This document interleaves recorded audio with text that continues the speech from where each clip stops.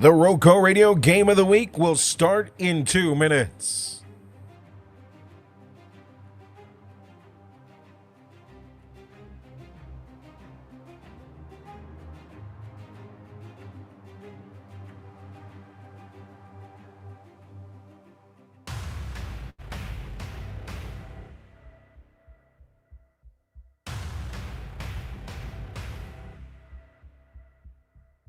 Tonight's coverage of high school football and your pregame show, including the out-of-town scoreboard brought to you by Car Needs, will start in just under 1 minute and 30 seconds.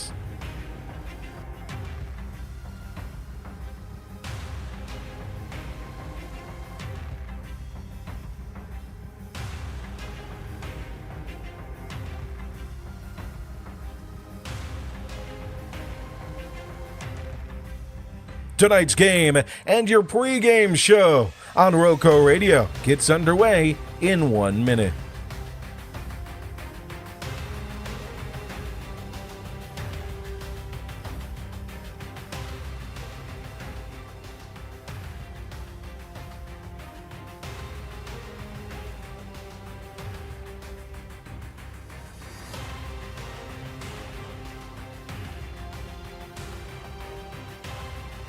Tonight's broadcast of the RoCo Radio Game of the Week, David Woods, Joe Dexter bringing you all the info you need in your pregame show. And we've got kickoff just underway in half an hour. But first, your pregame show coming up in 30 seconds.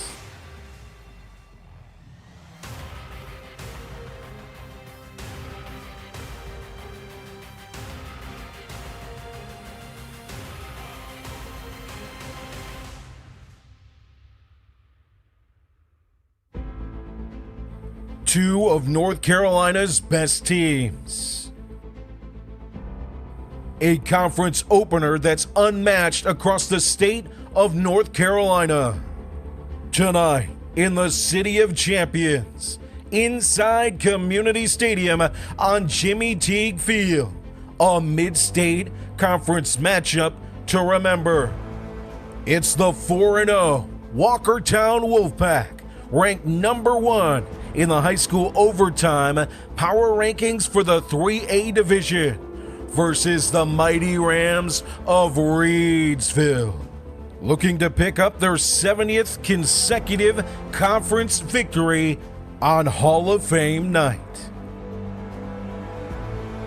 So buckle in your chin strap, grab an ice cold beverage, and get ready for mid-state conference football right here, right now, on the RoCo Radio Game of the Week.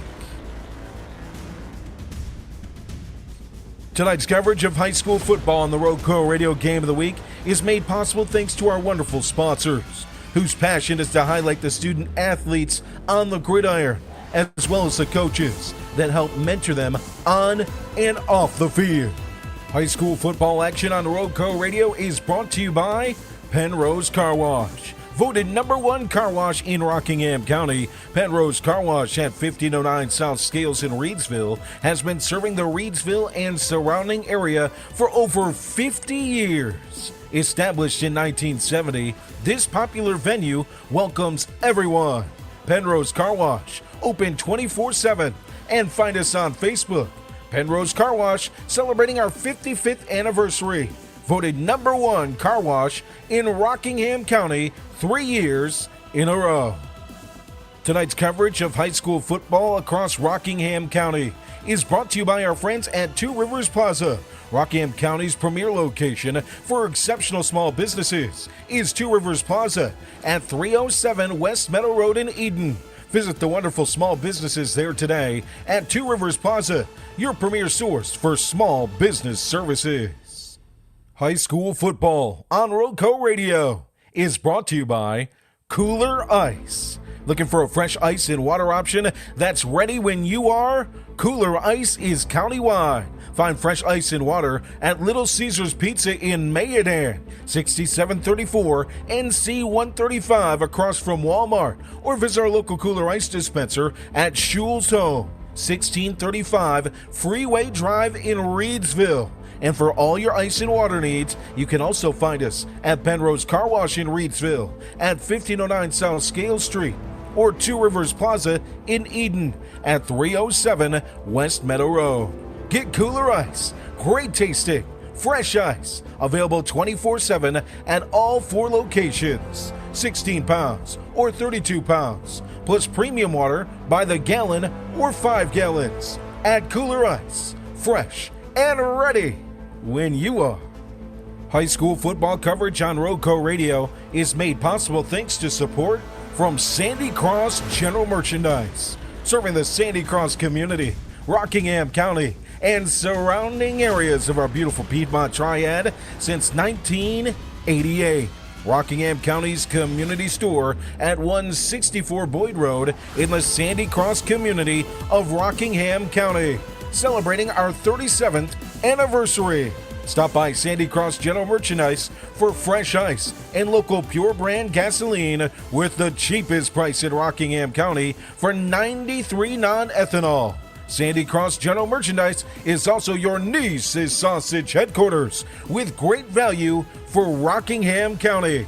To find out more about the Log Cabin Store, visit us on Facebook by searching Sandy Cross General Merchandise. High school football coverage on RoCo Radio is made possible thanks to the wonderful team at Ancora Compassionate Care. When life brings you tough moments, you don't have to face them alone. Ancora Compassionate Care has been a part of this community since 1987, offering serious illness care, hospice care, and now compassionate support through their counseling center. Their mission is simple: to be a supportive presence for life's journey. That's care you can count on right here at home. Visit AncoraCC.org to learn more about how they can support you. When comfort matters most, ask for Ancora Compassionate Care by name, just as they are a supportive presence for life's journey. Ancora Compassionate Care is proud to support our local football teams on their journey towards successful seasons. Tonight's game is made possible thanks to Circle Drive-In in Eden, serving the best hot dogs in Rockingham County for over 50 years. Located at 111 Boone Road, Circle Drive-In is your home for fast and friendly service and an all-American meal. Stop by our old-style drive-in for a delicious cheeseburger, crinkle cut fries, and top your meal off with a milkshake or banana split. Or choose from one of our many menu items such as buffalo wings, chicken tenders, steak and cheese, the chuck wagon, and so much more at Circle Drive-In since the 1970s. For good food, stop by Circle Drive-In, 111 Boone Road, near the roundabout. High school sports coverage on RoCo Radio is made possible thanks to our friends at Tri-State Steel in Reidsville, distributing quality metals for over 30 years. Our clients range from mom and pop shops and building contractors to large manufacturers and fabricators. Visit us at our 6,000 square foot, fully stocked retail metals superstore at 2513 Richardson Drive, where we can help you meet your homeowner or hobbyist needs. Open Monday through Friday from 8 a.m. till 5:30 p.m. and on Saturday from 8 a.m. till noon. From pipe bollards to square tubing to finger guard material and more, our retail metal superstore has several quality metal products in stock in various sizes and ready to be cut to your exact specifications. Call for a quote today at 336-280-4859. That's 336-280-4859 for Tri-State Steel, a valued community member.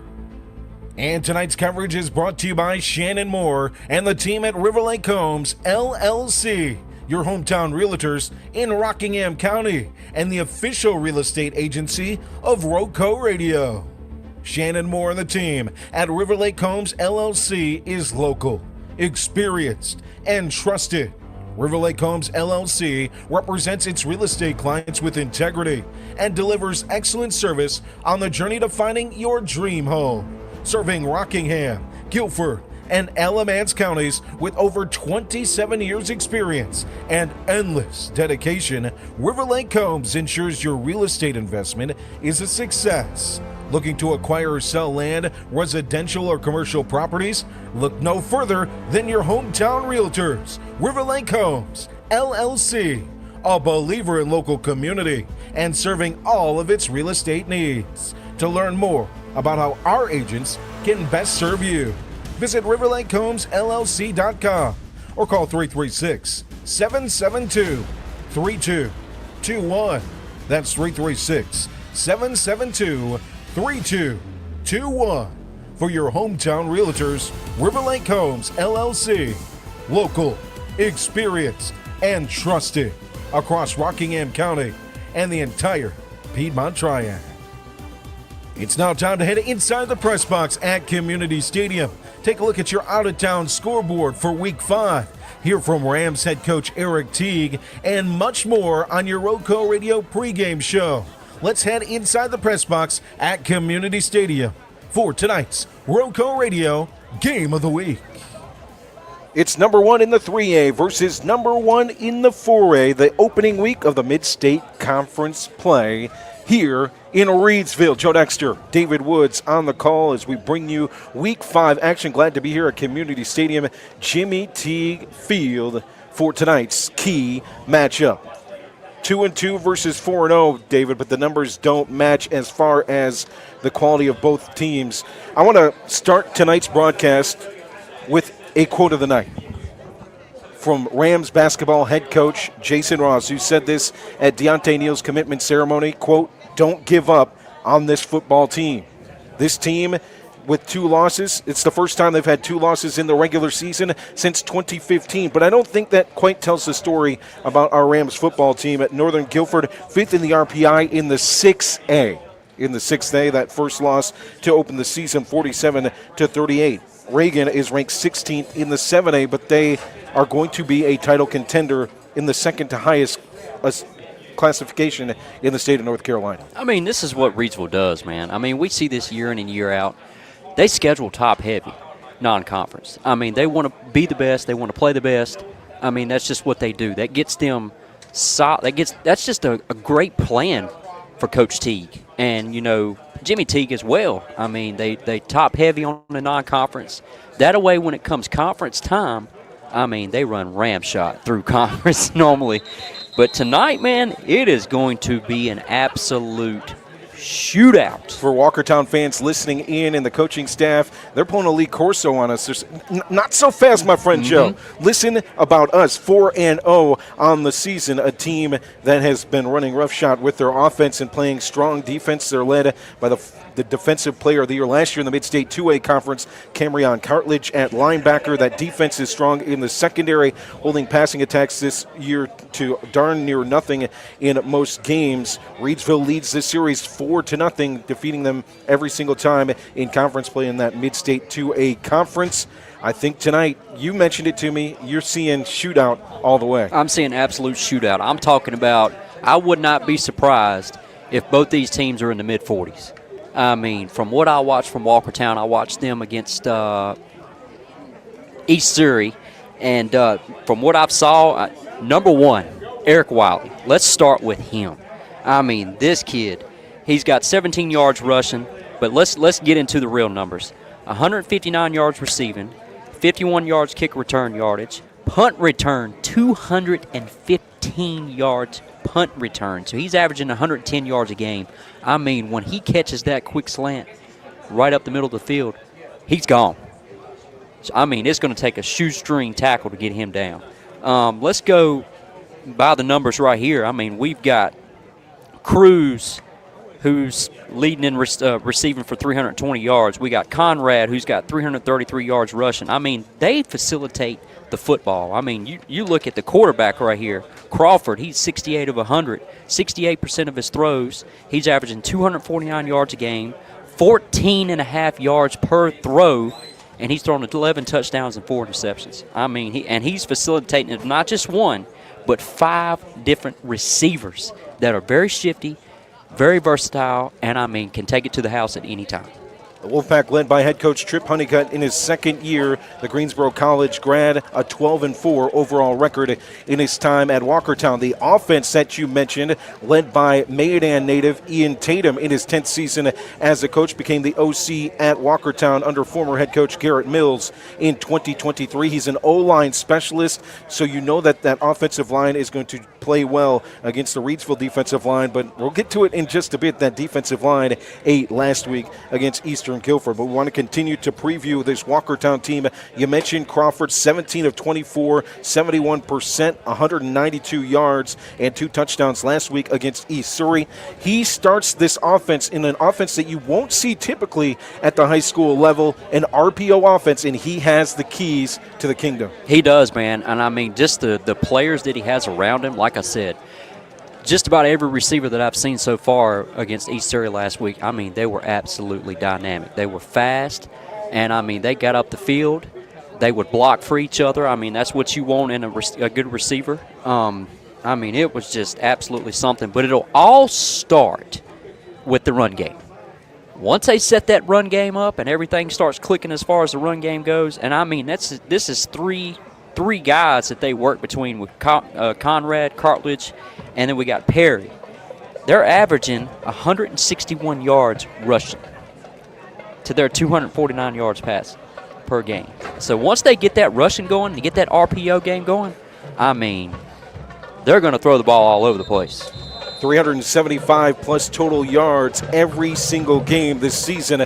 But let's make one thing clear as well. The competition level hasn't been super high. It started with Atkins, a 55-0 win, a 50-16 win against Parkland in week number 2. The defense forcing 5 interceptions in that game, a 44-21 win over West Rowan. And that game where Camryon Cartledge, the defensive player of the year we mentioned at linebacker, had 21 tackles in that contest to lead the Wolfpack. And then last week, a 40-35 win against East Surrey. You watched the game, man, they were all over the field in the first half, whether it was passing the ball. This is a team with 4 receivers having 10 or more receptions, so they spread the ball around.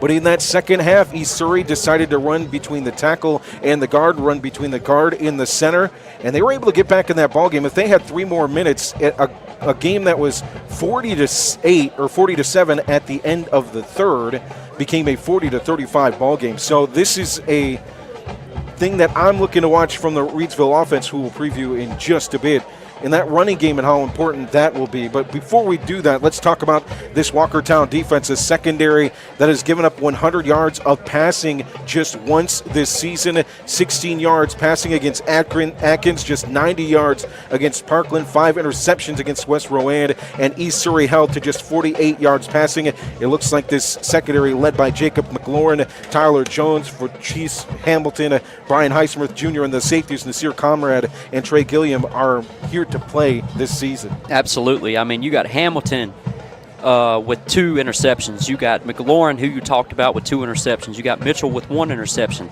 I mean, this team, they're going to come out on a 4-2-5 defense. They're very versatile. The linebackers are fast. The one thing that would be key for the Reidsville offense is that middle of the field. When they run that 4-2-5 defense, they will bring both linebackers, not just one, to hold that middle of the field. They're bringing both. So they're very versatile, and, I mean, they will shoot the gaps, I mean, quick. What I mean by they're very aggressive, they have 18 sacks on a year. 18 sacks. They have 8 interceptions on a year, too, as well. So, I mean, they're going to bring the house at times. Well, I wouldn't say times. I mean, a whole lot. That's what they're going to do. That's what I've seen. And like I said, that middle of the field, I could see Kendre. I could see Deontay. I could see a slew of receivers catching the football. I could see Michael Smith having a big-time running game if they can shoot the right holes when they start blitzing. We'll see what happens, but I'm telling you, man, I see a big-time shootout. Let's just call it like it is. This game right here tonight is going to be the battle for who wins the conference. When you look at that defense, I think you got to bring up number 9. Again, I know we talked about him already, Camryon Cartledge, the defensive player of the year in the Mid-State 2A last year, 6'2", 230 senior. Last week, 17 tackles, 4 tackles for loss against East Surrey. His 63 tackles are the tops in the 3A. He's third in the NCHSAA in tackles. Last year, 148 tackles. We can talk about the tackles and the linebacker position. That's nice. But this is a Jadavion Clowney type of player, a Micah Parsons type player that you'll see him on the defensive line. You'll see him back in coverage. You'll see him in the middle of the field. Now, he does sit in the middle of the field. That's where they love to have him defensively. But if they need to match him up in different situations, he's the guy that can do it. And he can. And, you talked about the 63 total tackles. He's got 42 solo by himself. 15 tackles are for loss. So, I mean, he can get back there. He's very versatile. He can get back there and do his thing. I mean, he can really bring the pressure, bring the house. Man, I'm telling you, I'm ready to just stop and just get this game going, man. It's going to be fun. Jarrett Poe as well as Adam Sauls up front with 4 sacks apiece to go along with the 4 sacks for Camryon Cartledge. Miles McMahon as well with 3 sacks for that defensive line. A team that has outscored opponents and given up just 7 points in the first quarter. We'll see how that plays out here tonight, outscoring opponents 62-7 in the first frame. Let's talk about those Reidsville Rams. The offense getting going last week, but to me, what stood out on the tape against Eastern Guilford, a 40-9 win. We'll talk to Coach Teague about this, was that defensive front. We'll start with Cadence Pruitt, who had a heck of a ball game. If you watched the first quarter, he was everywhere, whether it was shining blocks to get to the quarterback on a fake handoff. I watched one play. Cadence literally thought that the ball went to the halfback. He was able to shed that and still get to the quarterback for the sack. A quarterback in J.J. Majette, a Division I quarterback who had, I believe, less than 50 passing yards last week against Reidsville. So that secondary standing up and that defensive line playing well, 4 sacks all last week. That's more than any game this year. Yeah, absolutely. On the year, they come in with 5.5 sacks as far as the defensive line goes. Tonight, if I'm them and I'm watching Crawford as the quarterback, one weakness that I have seen in him is when he rolls out, he's not very consistent as far as making the good throw that he needs to make as far as accuracy goes. So if they can really bring the pressure and get him rolling out, I feel like they can have a really good day as far as defense goes. Who's your defensive key? For me, a player that stood out with Michael Smith out last week. We're unsure of his status for this week. JoJo Samalu had a great week defensively at that linebacker position. You add in as well Keontae Brunson last week with a strong performance, and Xavion Johnson, 15 tackles against Eastern Guilford. You mentioned that contained. The linebackers are going to be key in that. Yeah, they would be very key as far as keeping the outside contained. I mean, they've definitely got to watch the perimeter. The perimeter is fully loaded with great talent at receivers for Walkertown. Definitely the middle of the field is going to be another thing. They need to shoot those gaps when they're playing that 4-down defensive front, because they've really had a lot of trouble with the run game. And they will line up. Walkertown will line up in some heavy formation stuff as far as the shotgun goes, and they will line up in heavy I formation as well in the goal line. It's Hall of Fame night here at Community Stadium. Jimmy Teague Field will take you down to the field for the Star Spangled Banner and the Mighty Ram Marching Band here in just a bit. Hall of Fame night, and in this 13th class of the Reidsville Football Hall of Fame for the Golden Lions, Mike Gentry, the class of 1957, and Bobby Wilkerson, the class of 1954. For the Booker T. Washington Bulldogs, Samuel Blackwell from 1957 to 1960. Morris Ray Davis from 57 to 60 as well. For the Reidsville Rams, Reggie Chestnut, the class of 1989, and our middle school Raiders football head coach, Derek Hairston, the class of 1993, Kenzel Doe, the class of 2010, and that championship team from 2007 that went 16-0, beating those Shelby Golden Lions 28-20 in the championship game, and administrator Ralph Nelson also into the Hall of Fame as we take you down to the field for tonight's Star Spangled Banner from the Mighty Ram Marching Band. Ladies and gentlemen, at this time we ask you to please rise, remove your headgear as we honor America with the national anthem.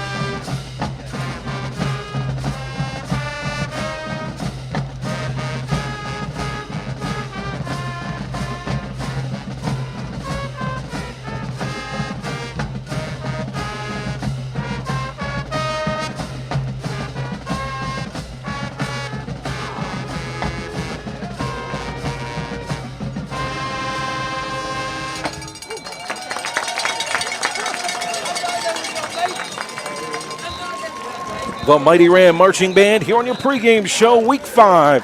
Matchup number 1 in the Mid-State Conference, number 1 in the 4A, the Reidsville Rams, according to the Max Preps rankings, and number 1 in the 3A High School Overtime Power Rankings, the Walkertown Wolfpack. The pregame show coming up, we'll take a look at that Reidsville offense. We'll hear from head coach Eric Teague of your Reidsville Rams, but it is time now to take a look around the Mid-State Conference and local games of interest on our Carneades of Reidsville out-of-town scoreboard, brought to you by our friends at Carneades for the best full-service auto repair in the area.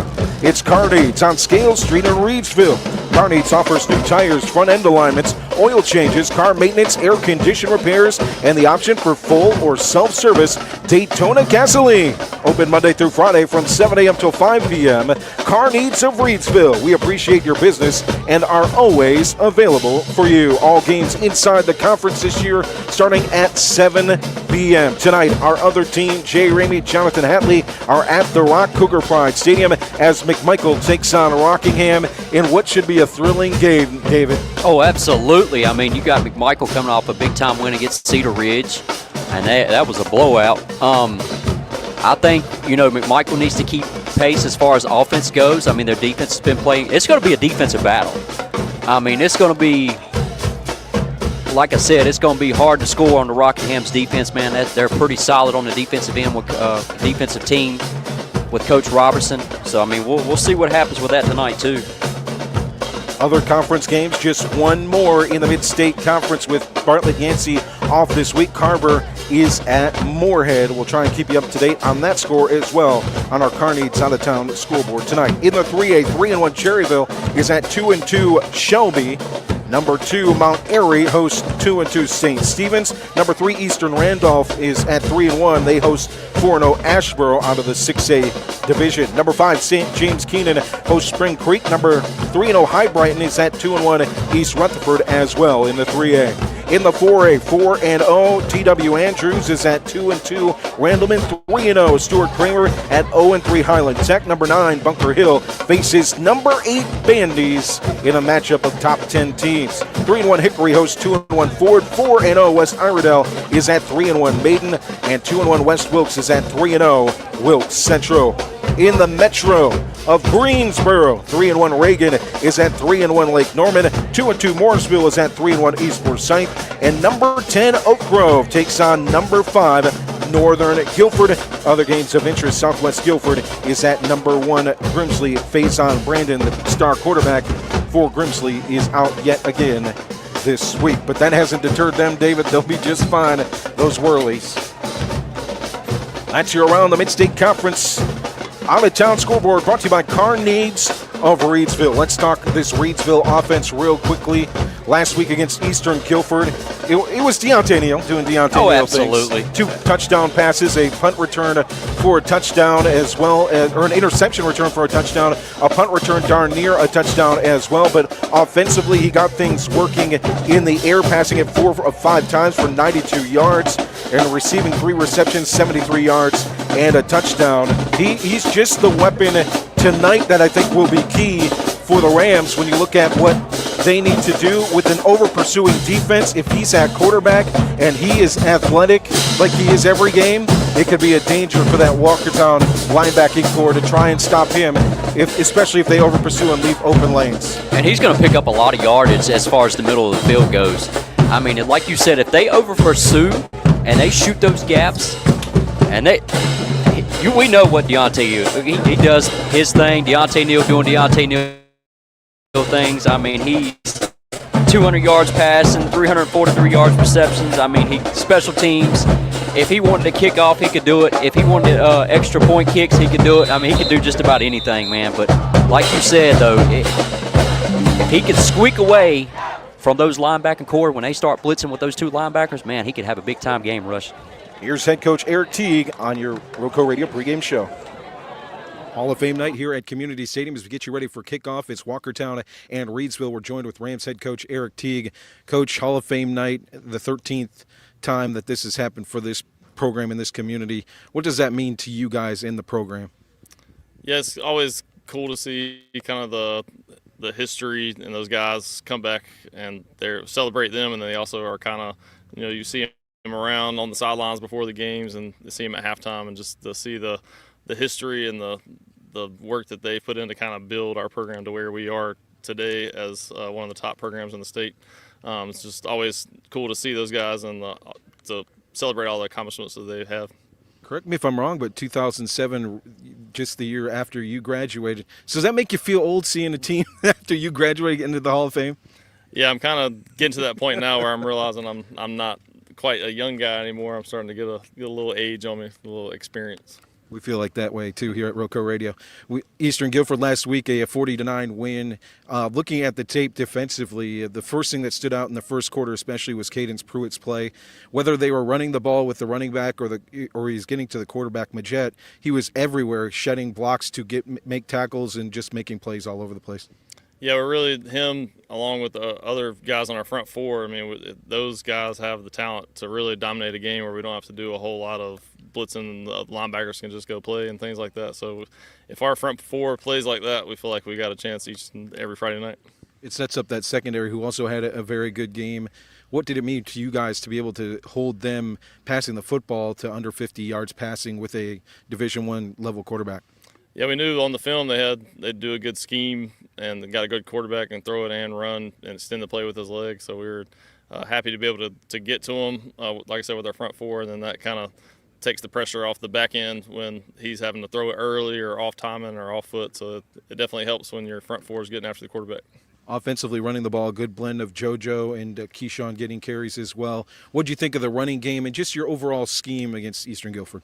Yeah, when we can, all phases of football, all levels, it starts with running the ball and stopping the run. So when we're explosive on offense is when we're able to run the ball, and then we can kind of mix it in the screen game, pass game, take shots down the field, things like that. When you're one-dimensional, that's what you want to do to the other team, and that's where you start facing some struggles offensively. So when Keyshawn and those guys are running hard, running behind their pads and getting tough yards, and then we're able to mix in some of our other things with our other athletes, that's really when our offense is performing the best.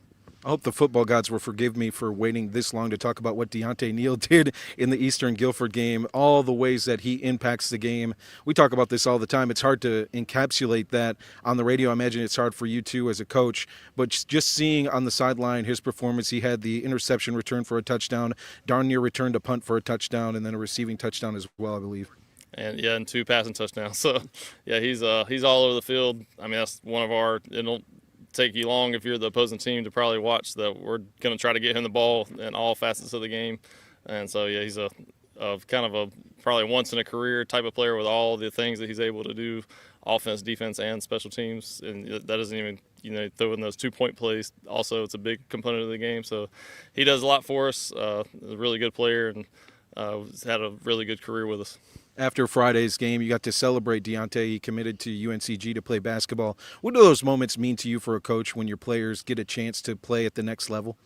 Yeah, I remember seeing just Deontay in the gym as a kid, the halftime free throw, 3-point contest type of thing. So just seeing the work he's put in from his whole life, starting when he first started playing as a kid through now. And then even his freshman year, he was able to play football first. And I would have bet anything that after seeing him play on the football field that he wasn't a better basketball player than he was football player. And then it didn't take me long to watch him play basketball that he was really good in both. So, yeah, it's always neat to see guys like that have an opportunity to go play at the next level and get a scholarship to play and also get their degree on top of that. Let's talk about this Walkertown team. They come in 4-0. We'll start defensively for them. Camryon Cartledge, I'm guessing, is the guy that you watched on tape, number 9, the linebacker. He's laterally can get across the field. He can cover, and he also wreaks havoc in the backfield. Yeah, I want to say he was our conference defensive player of the year last year in the conference, so similar conference with last year. So, yeah, he's another guy that's had a really good career, plays linebacker. They'll put him at defensive end some. He's kind of all over the field. Starts with them, and then they have several other guys on defense. They kind of fly around. They have a lot of athletes on defense. They have good team speed, and they get to the football.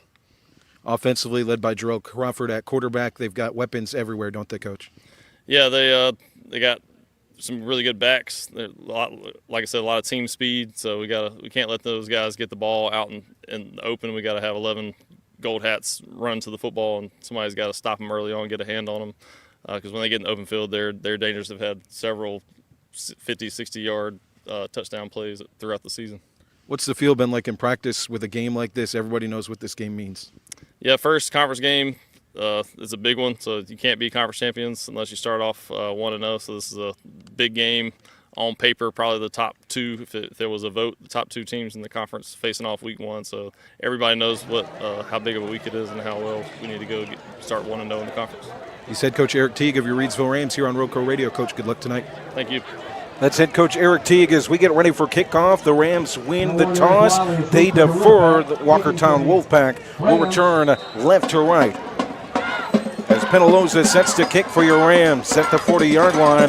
Let's clock in. Let's do work. The Rams in their gray home uniforms with gold lettering and numbering as the return goes to the 30-yard line and pressure to the near sideline out of bounds for the return man, number 7, Nasir Conrad will be at tailback for this Walkertown offense. An offense averaging 47 points per game, 411 total yards on the season. All right, per game. The Walkertown offense, you're going to see a lot of 3-receiver set. 2 to the left, 1 to the right, vice versa. I mean, they're going to have 1 up back. They're going to run some, like I said, some heavy set I formation at times, but they are going to be heavy on the front. They love to run the 20 personnel, the 21 personnel, 2 backs. H-back Josh Coffin is a lead blocker that every coach dreams of as well in this offense. It'll be a 1-back set, though, with the tight end here to start things off. 3 receivers to the far side for the Rams. Pruitt will step off the line, now getting coverage on the far side, now back into his stance on the defensive line. Crawford takes the snap. First throw is deep. Nobody there but Gray. A flag is thrown. That's going to be pass interference called on the far side. Right at the gate, they're going to try to throw deep. And I'm going to tell you, so if I'm the defensive coordinator, I'm watching number 1, Eric Wiley. So at first, I was looking for green cleats, green cleats, green cleats. No green cleats. But he's got the green gloves, green wristband. So that's what I'm looking for. Several good receivers on this team. Amari Mitchell, the North Forsyth transfer. Hunter Cruz, the West Forsyth transfer. And Jacob McLaurin and Eric Wiley, both starters for Walkertown last season. So after the pass interference penalty, the ball will be moved up to midfield at the 50-yard line. Walkertown moving left to right to start this one. 0-0 score just underway here on RoCo Radio and RoCoRadio.com. Glad to have you along. Let us know where you're listening in the comments. From the gun, handoff to Conrad. Bounces, now takes a step in the middle of the field and closed quickly by the Rams defense. A gain of just 1. And that's a great job right there by the Rams defense, keeping everything contained inside, not letting them shoot outside in the perimeter. 2nd down and 9 from the 49-yard line. Walkertown, 375-plus total yards every single game, a pass offense of 249 yards per game to 162 yards rushing. And you got to watch Wiley and the slot receiver right here. Fake the handoff on the RPO. Rolling out here near side. Here comes the pressure from Pruitt. Crawford throws. Incomplete. Nobody there. Intended for Amari Mitchell. Covered tightly by 2 Reidsville Rams. Back there is the safety, Derek Lyons, in coverage by Demarion Whitted. And that's one thing I had in parentheses right here, partner. If you get this Walkertown quarterback out in the open and get him rolling out, his accuracy goes down. That's one thing we need to have tonight is the defensive line. They need to have a big game. Caden Pruitt with a big week last week, chasing the quarterback onto the pocket. Now Crawford, time to throw on 3rd down and 9. Gets to the near side with a stiff arm. Will get the first down on the completion to Wiley. And just as I said, Jario Crawford, once he's in the pocket, he's got a clean pocket. He's throwing 70% of his completions. Move the chains past the 40. It's to the 37-yard line. 1st and 10 for Walkertown. First offensive possession of the game. McLaurin will line up at receiver near side. It's a 3-receiver set. Single receiver on the far side is Cruz. Wiley in the slot. He motions in the backfield. Gets the quick jet sweep to the 40-yard line. Now gets to the far sideline. Cuts back to the 30 and brought down at the 25. Good play by Wiley on this motion into the backfield, and another first down for Walkertown. give credit where credit is due. Offensive coordinator Ian Tatum has put his time in 10 seasons as a coach and a strong OC, one of the better ones in our region and in the state. He gets it up to the 25-yard line, far side hash for the Walkertown offense. Inside Rams territory. Partner, here they go in that heavy set formation right here. They're going to have one up back. So normally when they do that, the running back's just going to follow him right up the middle. Carlton is the up back. The running back is Conrad to the right side. Get the pitch to Conrad quickly. It's closed. There's a wall of Rams, a flag. That's going to go back, probably a hold. In on the tackle, Cadence Pruitt, as well as AP Anthony Pugh. And that tried that option to the outside. There was no room. And that should be a holding on number 18, who was the up back for Walkertown. Carlton, the H-back, the senior. One of the key cogs of this offense. We'll call his name several times, not because he totes the football, but he is huge in the run game. And absolutely, he can absolutely open up holes as far as the inside run game goes, outside run game goes. So after the holding penalty, it'll be 1st and 15 from the 31. Left to right for Walkertown as Crawford looks to the far sideline for the play call. Wipes his hands off on the towel. Now sets in the pocket. One clap, takes a snap, fakes a handoff, throws it in the slot, tipped up, incomplete, intended for Wiley. In on the coverage is Savion Johnson, who had 15 tackles last week against Eastern Guilford. So last week, I really didn't see a whole lot of 4 receiver set, but they've come out in trips to the left the past couple of times. I feel like Coach Tatum is trying to spread this defense completely out and maybe get the interior run game going. 2nd down and 16 from the 31. And here they come out in a heavy set with 2 tight ends. Rams will match with 3 down linemen. Harrison standing up on the outside. Crawford with all the time to throw, one-on-one far side. Cruz pushes off the defender, no flag. A touchdown is called. No offensive pass interference on Cruz. And that's going to be a score from 31 yards out on the one-on-one. So it was definitely some push-off right there, like heavy push-off to enough where he lost his balance. And I also seen a false start on the offensive line. No yellow flags as the extra point unit takes the field for the Wolfpack. We have not seen many people beat Deontay Neal, so that's all I'll have to say about that.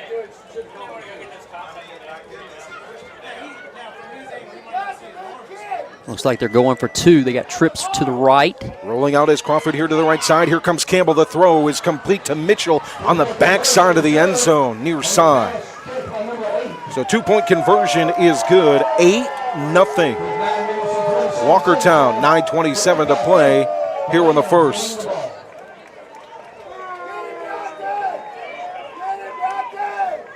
We go to the comments. Big Will says, now this is my crew. What's good, fellas? What's going on, Big Will? Tracy in the comments with us. Maxie's in the comments. Ryan, as well as our friend Melita in the comments. Pennrose Carwash and our friends at Tri-State Steel. Thank you to those folks for their support making this broadcast possible.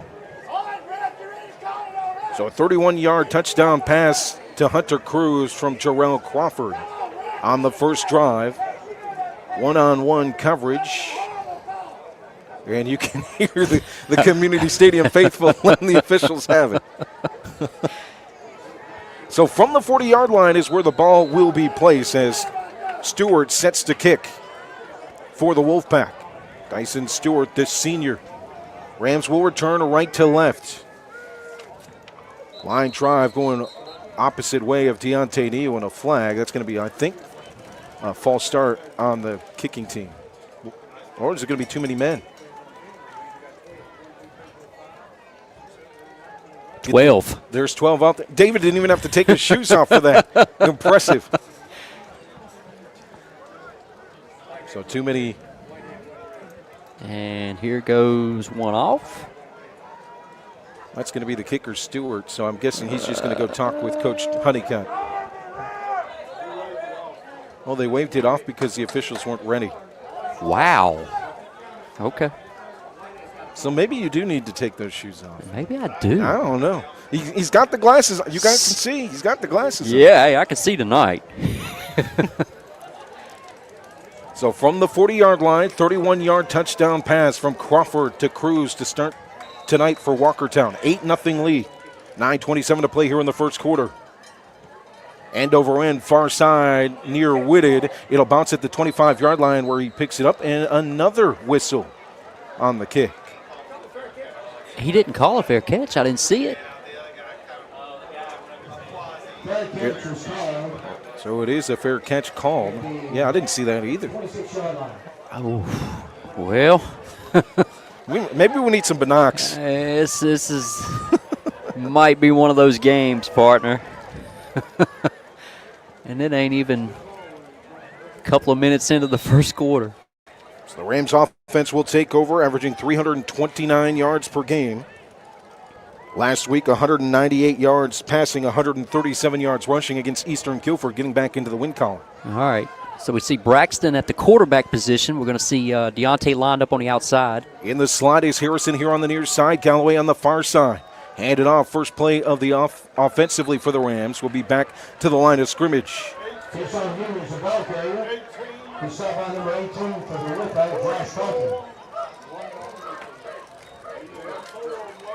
And that looked like Peel on the carry. Peel back there. We got to see a two-heavy back set. It's Peel and Henry shielding the quarterback. Neal in motion here on the near side. Handed off again to Peel, and it'll be back to the line of scrimmage. Just a gain of 1 so far on the 2 plays for Reidsville. So 3rd down and 9. You got Walkertown lined up in the cover 2. AP will check out. Single back in the backfield is Henry. Now he'll head off to the sideline. Okay. 5 receivers set for the Rams. 3 near side, 2 far side. We got some one-on-one coverage right here, partner. Johnson looks to the far side now, or to the far side now with the throw to Neal on the screen, trying to spin out of coverage. It'll be a gain of 2 or 3 near the 30-yard line. So total gainage of 4 yards on the first 4 plays offensively, or the first 3 plays offensively for the Rams. It'll bring out Derek Lyons to punt. 8-0 lead for Walkertown. 7:55 to play here in the first. First score, a 31-yard pass from Jarrell Crawford to Hunter Cruz. Hey, look. Okay, they're bringing an extra guy out. Wiley back to return. He had a punt return for a touchdown last week. He stands at the 40-yard line. The Rams are trying to get enough players on the field to force a punt, to make the punt happen, and a timeout is needed for the Rams. With 7:35 to play here in the first quarter, an 8-0 lead for Walkertown. Tonight's broadcast brought to you by our friends at Pennrose Carwash. Voted #1 car wash in Rockingham County. Pennrose Carwash at 1509 South Scales has been serving the Reidsville and surrounding area for over 50 years. Established in 1970, this popular venue welcomes everyone. Pennrose Carwash open 24/7, and find us on Facebook, celebrating our 55th anniversary. Pennrose Carwash voted #1 car wash in Rockingham County 3 years in a row. So Wiley will await the punt from Derek Lyons. 10 punts on the season, 223 yards, averaging 23 per punt. We head to the Carneades of Reidsville out-of-town scoreboard. Rockingham 7, McMichael 6. You can hear that coverage on our YouTube page with Jay Ramey and Jonathan Hatley. High snap, but brought in by Lyons. Clean punt. Back near the 35, taken at the 39. Juke move for Wiley and brought down at about the 44. Second offensive drive for Walkertown. The Reidsville defense, David, was successful on the first several plays, and the secondary played strong. A questionable call on a potential offensive pass interference. But do you see any adjustments that need to be made? I mean, other than they're going to play their one-on-one coverage. I mean, they trust their cornerbacks to play one-on-one coverage, and sometimes they'll play cover 0 and bring the house. For so far, so good. I like what they're doing. Three receivers set, handed off to Conrad. Bounces off his offensive line. Far side, dives at the 40-yard line. Near the 50 he will get to and out of bounds.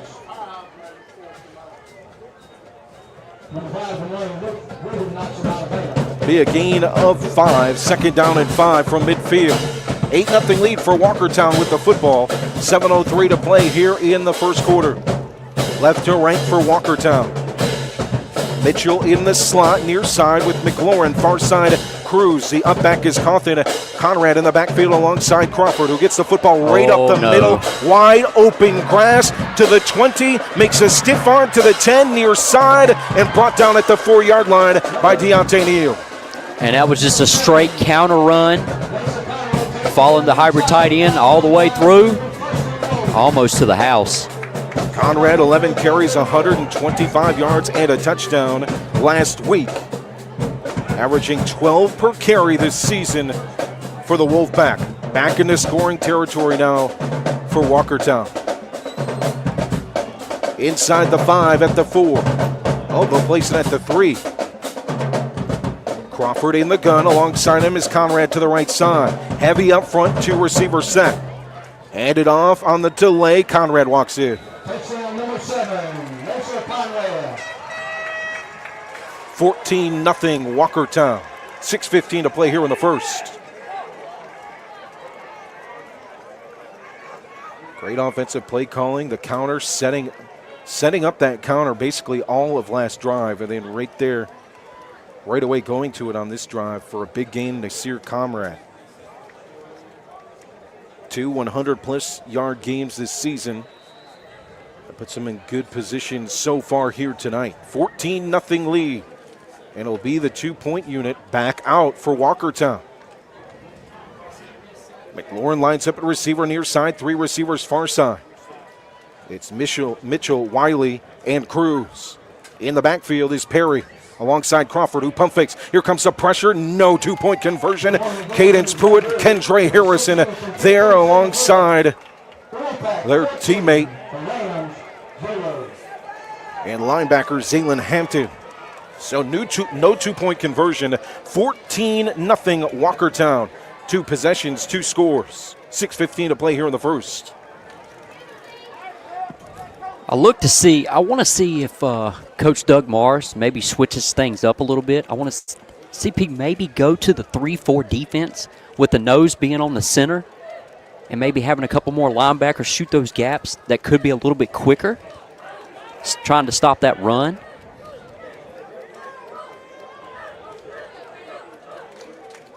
And one thing they do need to adjust on this last drive by Walkertown, they've got to watch that perimeter. I mean, these running backs are shooting outside, and I mean, it's pretty much fair game so far.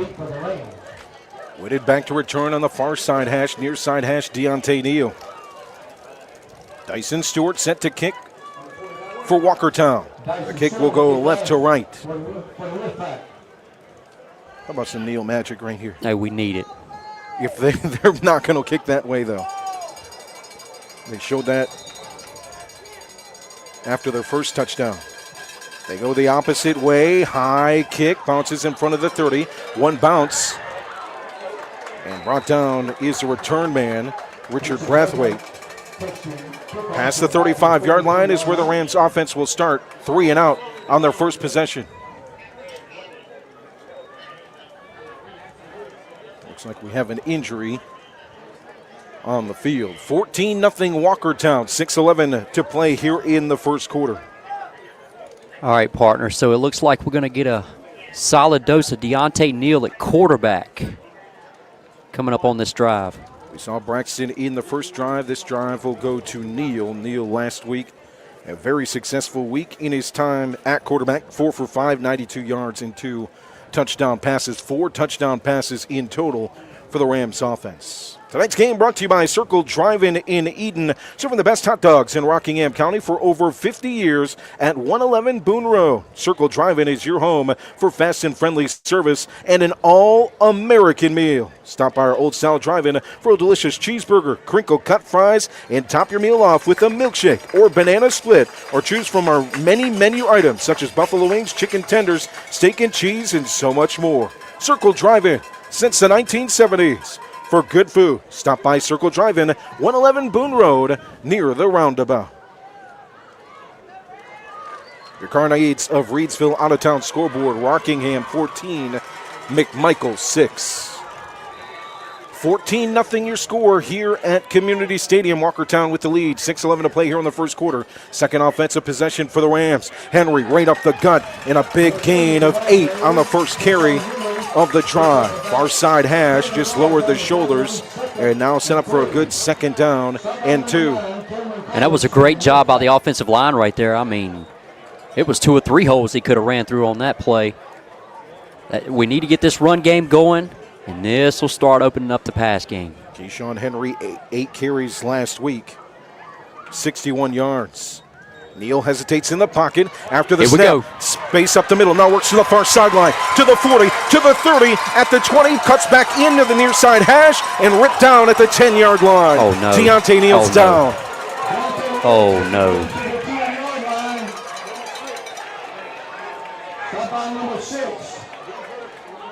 He's back up. Oh, good.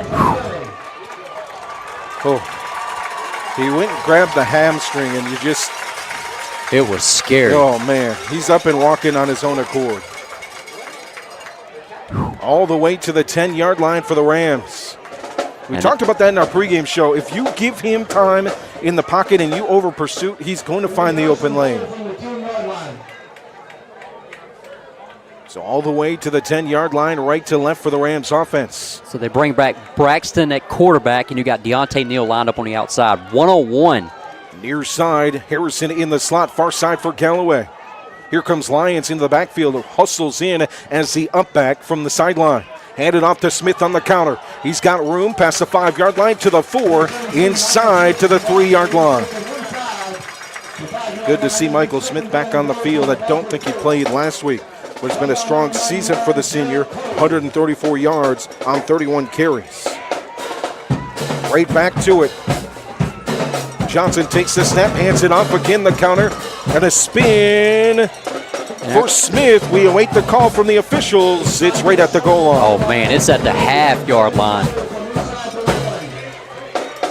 14-0 lead for Walkertown. Rams on the doorstep of the first points of the night. Lions will check out. Here comes AP in from the sideline. Braxton Johnson will join the huddle as well with the play call. Galloway lines up at receiver on the far side. Single coverage.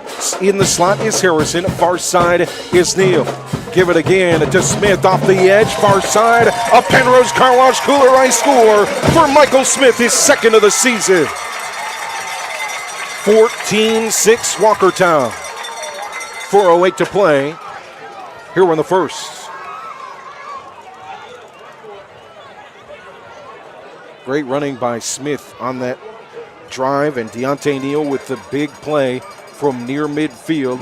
Over pursuit from the edge. The pocket open right in the middle, right through it. Neal found the far sideline and then worked his way back to the far side hash to get to the 10-yard line. So a Pennrose Carwash Kooler Ice score as Penaloza sets to kick. High snap brought in by Neal, a flag on the snap. Got a false start. I think there might be too many men on the field. Legal substitution. 4:08 on the clock in a 14-6 game. Will they keep the point or re-kick it? It's going to be deferred, it looks like, by Coach Teague. And yep, here we go. So put an extra point on the board, 14-7, 4:08 to play here in the first quarter. What a great drive right there. Heavy dose of the run. You got Walkertown bringing heavy pressure Deontay Neal getting them up the middle of the field for about a 40-yard rush. I'll take back what I said. They're not going to take the point. They're going to go for 2. Okay. Smith lines up to the left side of Neal. 3 receivers far side, and a flag at the goal line. Now that's going to be a false start. Oh, that's on the defense. Oh, so push it closer. Offsides. Hey, where's Agent Zero at quarterback right now? Oh, Just my dive goodness. it in.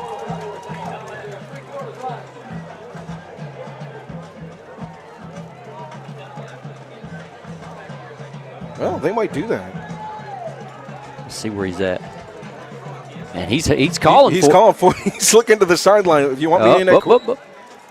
Oh, now he'll head into the backfield. Harrison will line up at tight end to the right side. Single back is Smith to the left side of Neal. Gets it, faking on the counter, throw it quickly. In and out of the hands of Derek Lyons at the goal line, near side. 2-point conversion is no good. 14-6 Rams, 4:08 to play here in the first quarter. Make that 14-6 Wolfpack. Tonight's game brought to you by our friends at Tri-State Steel in Reidsville, distributing quality metals for over 30 years. Our clients range from mom and pop shops and building contractors to large manufacturers and fabricators. Visit us in our 6,000 square foot, fully stocked retail metals superstore at 2513 Richardson Drive, where we can help you meet your homeowner or hobbyist needs. Open Monday through Friday from 8 a.m. till 5:30 p.m. and get all you need done tomorrow. Saturday, they're open from 8 a.m. till noon. From pipe bollards to square tubing to finger guard material and more, our Retail Metal Superstore has several quality metal products in stock in various sizes and ready to be cut to your exact specifications. Call for a quote today at Tri-State Steel, 336-280-4859. Return to the 20-yard line. Picked up by Conrad to the 30-yard line near side, 35-40. He'll high step out of bounds. Tri-State Steel, get a quote today, 280-4859. Tri-State Steel, a valued community member. Thank you to all of our sponsors for making our coverage possible. A 1-yard touchdown run for Michael Smith, his second of the season. A huge run from midfield to the 10 from Deontay Neal with the over pursuit of the defensive line. Set up the score. And a 14-6 lead for Walkertown. Their 2 scores on the first drive, a 31-yard touchdown pass from Crawford to Hunter Cruz. And on the second drive, Nasir Conrad punching it in. A 3-yard run. Hand it off there on the draw, and right there is the Blue Death defense. Big stop by number 7, Savion Johnson, a loss of 1. And that is what we need to see from the defensive line. I mean, they need to make a big push to try to blow this RPO game up. Make them make the wrong decisions, get in their head. 3:33 to play here in the first. Third offensive possession for Walkertown. They move left to right. Standing at the 39-yard line. Now the offensive line sets. 2 receivers far side, single receiver near side. Conrad in the backfield, RPO, and that one was airmailed back to Forsyth County out of bounds. That one, when Crawford saw it, his eyes got big on the RPO, but just could not stand in the pocket and make the accurate throw. Incomplete. 3rd and 12. I tell you what, though. So this is a little bit different right here, and I like what I'm seeing. You're bringing smaller on the outside with Keontae Brunson playing defensive end. I like this because he can get off the ball a little bit quicker. He's on the near side. On the far side is Pruitt. 4-man front for the Rams on 3rd and 12 from the 40. Crawford steps in the pocket, now steps up. Here comes the pressure from the Rams. Ripped down, not to the line of scrimmage, the original line. Crawford has nowhere to go. It'll be a gain of about 1, 4th down and 10. Normally you don't see that. Normally you don't see substitution from power to speed, but this might be something that might work here.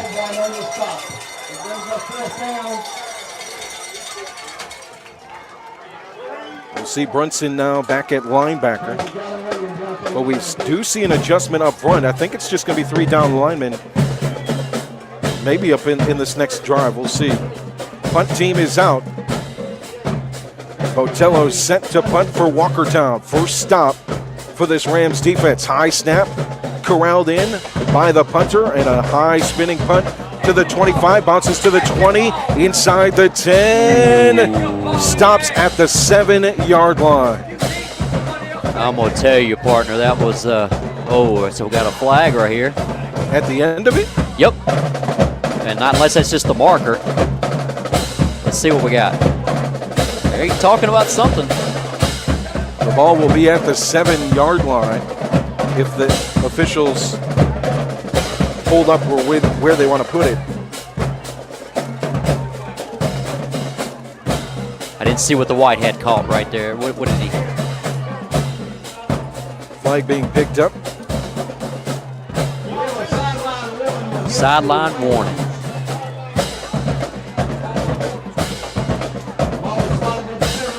So at the 7-yard line for the Rams. 14-6 lead for Walkertown. 2:23 to play here in the first. Rams offense moving right to left. Let's put our hands together for the mighty Ram marching band.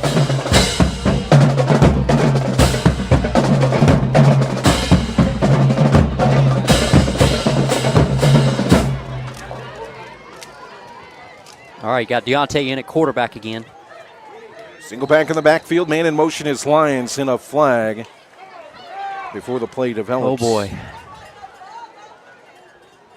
You know it's not good if DW saying, oh, boy. It's going to be a false start. Yep. False start, half the distance to the goal.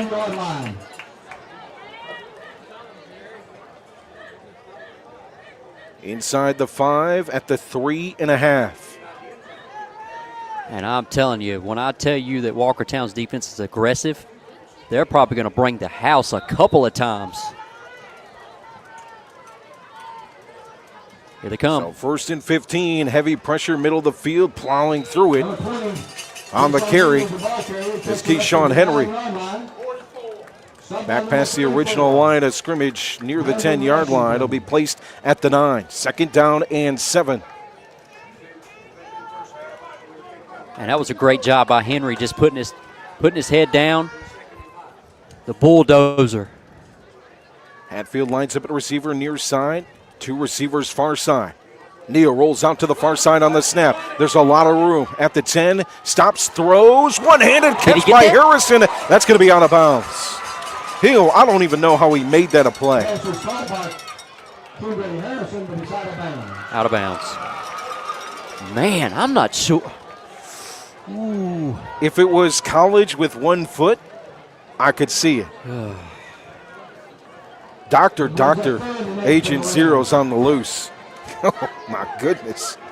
And that was a good play call because you only had 2 outside corners right here. And here they go again. It gave Deontay the option, too, to run or throw.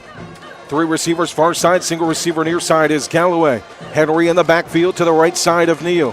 Now he'll motion here to the left side. 3rd down and 7 inside the 10 at the 9-yard line, and another flag. Oh, boy.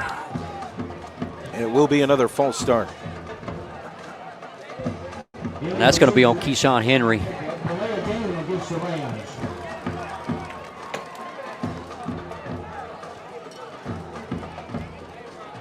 So it'll be 3rd down and about 14. All right, let's see if we go 3 receivers set to the right. Yep. And you got Agent Zero lined up in the, he's a tight end. In the gun, standing in the pocket, or in the end zone is Neal. Now out of there, near side hash. Now near sideline to the 10, goes out of bounds. I don't know if it's enough for a 1st down, but he had Hatfield wide open. He had Hatfield wide open. He also had Keyshawn Henry wide open right here at the 30-yard line. Hard to make that throw, though, way across body on the opposite side of the field. It won't be enough for a 1st down. It actually is only going to be a gain of about 10. So 4th down and 5 from the 12-yard line. And you got to Lions sets to punt. You got to give credit where credit's due. As Walkertown defense kept Deontay Neal in contain. The dangerous Wiley awaits at midfield. Lions. Punt is high to the near side. Perfect. Bounces on one bounce, out of bounds, near side, just inside the 50-yard line. You will take that over giving the ball to Eric Wiley. Absolutely. So here comes the Walkertown offense. 2 scores tonight. Last drive, the Rams were able to stop that running game. I sure did, Don. You know, that's the first one I had to text. He's a big-time UNCG. Goes to a lot of ball games. Don, we can make that happen. I would love for that. You know what? I was looking up season tickets for UNCG the other day. It's affordable, people. We got to get there and support Deontay. Pump fake from Crawford on first down on the screen near side. There's nobody there on the floating pass on the back foot.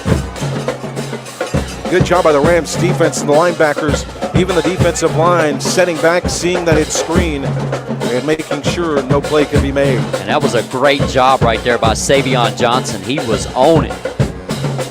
So second down and 10 from the 48 after the punt from Lions.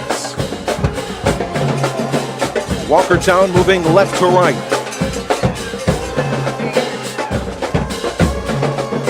Offensive line sets. The up back is Coughlin to the far side. 3 receivers set. Single back in the backfield is Conrad. He gets the football. They get Perry, who gets the football to the 50-yard line, gain of 2. Jasna Perry. Coach Honeycutt in the offseason saying this guy could start for most any other team.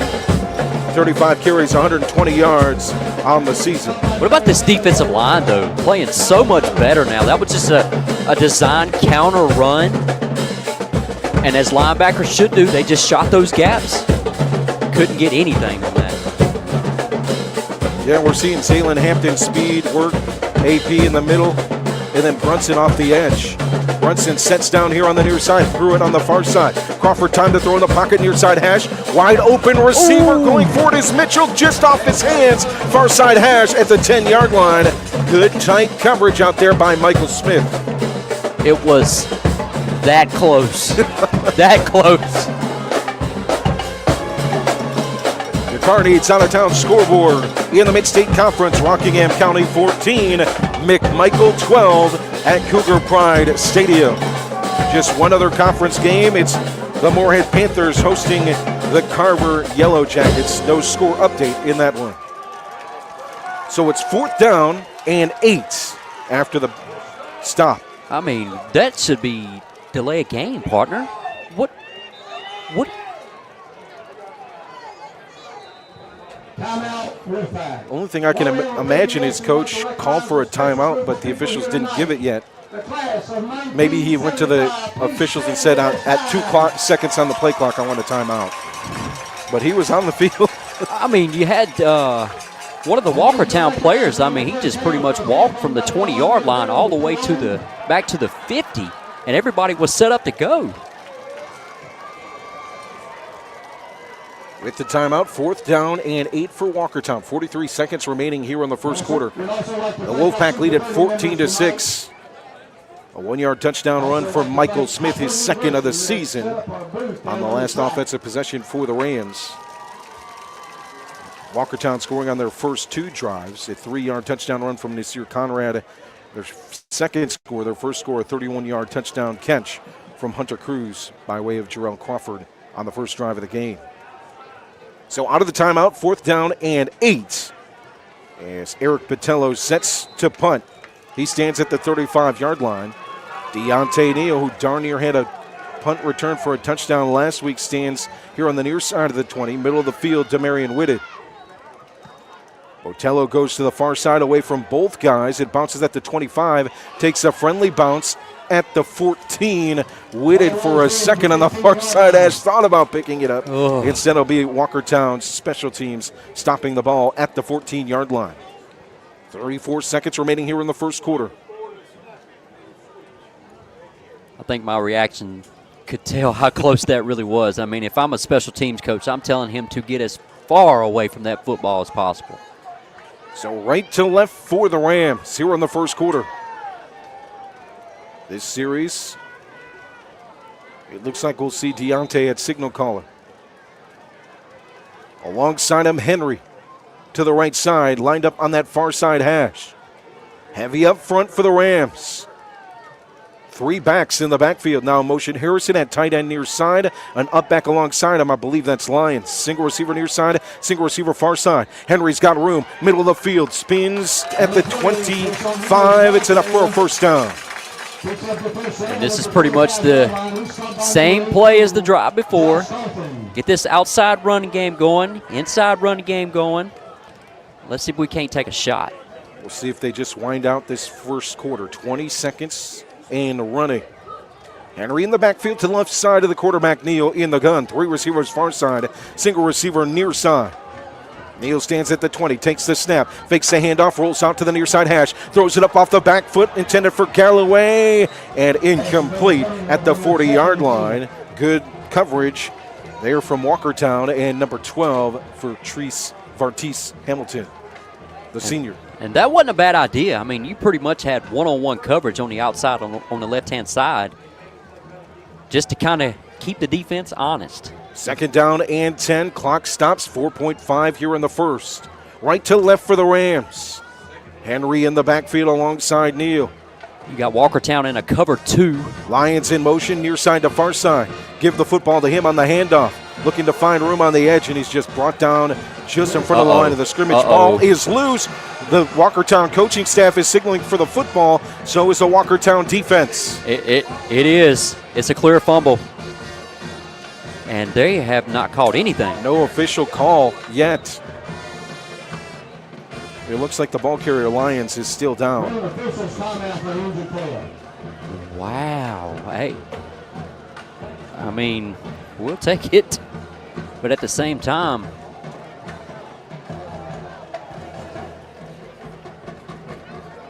injury on the field. It's number 14, Derek Lyons. Tonight's broadcast brought to you by our friends Shannon Moore and the River Lake Homes LLC team. Your hometown realtors in Rockingham County. Local, experienced, trusted. River Lake Homes LLC represents its real estate clients with integrity and delivers excellent service on the journey to finding your dream home. Serving Rockingham, Guilford, and Alamance counties with over 27 years experience and endless dedication. River Lake Homes ensures your real estate investment is a success. Looking to acquire or sell land, residential, or commercial properties? Look no further than your hometown realtors, River Lake Homes LLC, a believer in local community and serving all of its real estate needs. To learn more about how our agents can best serve you, visit riverlakehomesllc.com or call 336-772-3221. That's 336-772-3221. For your hometown realtors, River Lake Homes LLC, local, experienced, and trusted across Rockingham County and the entire Piedmont Triad. Put 12 minutes on the clock as we start the second quarter and flip the field.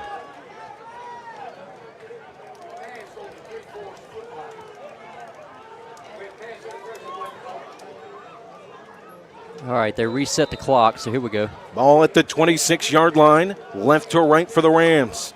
In their own territory, Harrison lines up at tight end on the line, near side, 3 receiver set on the far side for the Rams. Single back in the backfield. That's Henry, who will send a block for Neal. Juke move with pressure in the backfield. Wide open near side. 30, now to the 40. Juke moved out of bounds. Ripped down late on the sideline. And the flag flies. Boy, I was about to jump out of my seat on that one. Wow.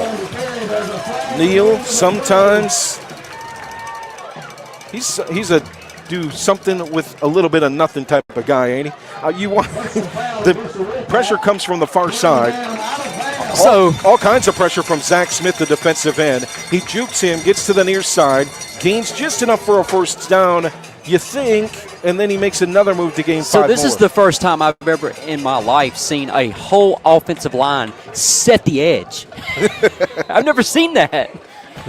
So after the personal foul on the late hit on the sideline, it'll be moved to the 45-yard line past midfield, left to right for the Rams, down 14-6, 11:45 to play here in the first half. Man in motion is Whitted from the near side, and I believe that's going to be offsides on the defense. Yep, there we go. Okay. We'll take it, move it. First and 5 from the 40-yard line. First and 5. Rams offense got going with Deontay Neal, a big rush to the 10-yard line from midfield in the first quarter. Michael Smith finishing it with a 1-yard touchdown run. Reidsville's lined up in a heavy set package. Two receivers near side, one of them witted in motion in the backfield. Fake it to him, hand it off to Henry, who's plowed by Camryon Cartledge right at the line of scrimmage. The reigning conference defensive player of the year. And that was what my partner right here was talking about all week long, man. He is something else. So second down and 5 from the 40.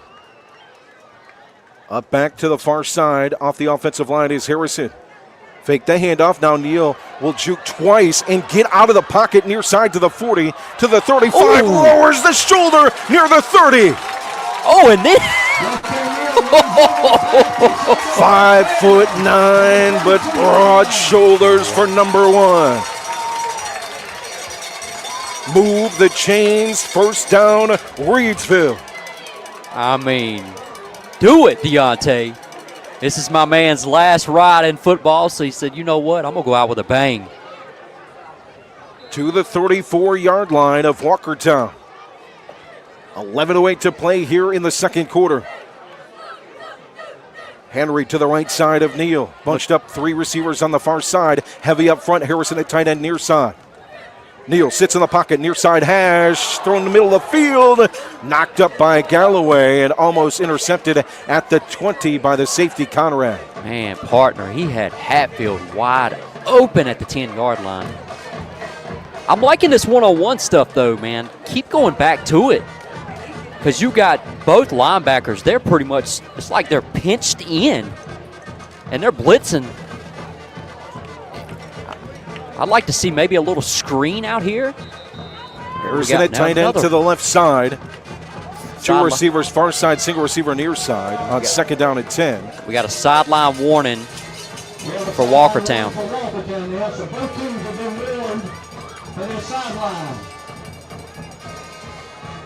Coming up at the half, Hall of Fame night here in Reidsville. Several Hall of Famers will be honored as part of the 13th class, including the 2007 Reidsville Championship team. Second down and 10 from the 34-yard line. 2 receivers far side, single receiver near side. Henry just behind Neal. He sets a block on the far side hash. Firing in the middle is Neal. It's complete to Galloway, who dives near the first down marker. That's enough to move the chains past the 25 at the 24. What a play by Neal. Keyshawn Henry with a key block on the far side to give Neal just enough time to throw. I'm going to tell you what, man. One of the best players I've seen around. I mean, he just makes something out of nothing. Henry to the left side. 3 receivers far side. Harrison in the slot. Single receiver near side. Handed off to Henry. He's tripped up, or else he would have had plenty of room to gain 6, 7, 8 yards. He'll get 3 instead. Line the ball up here at the near side hash at the 22.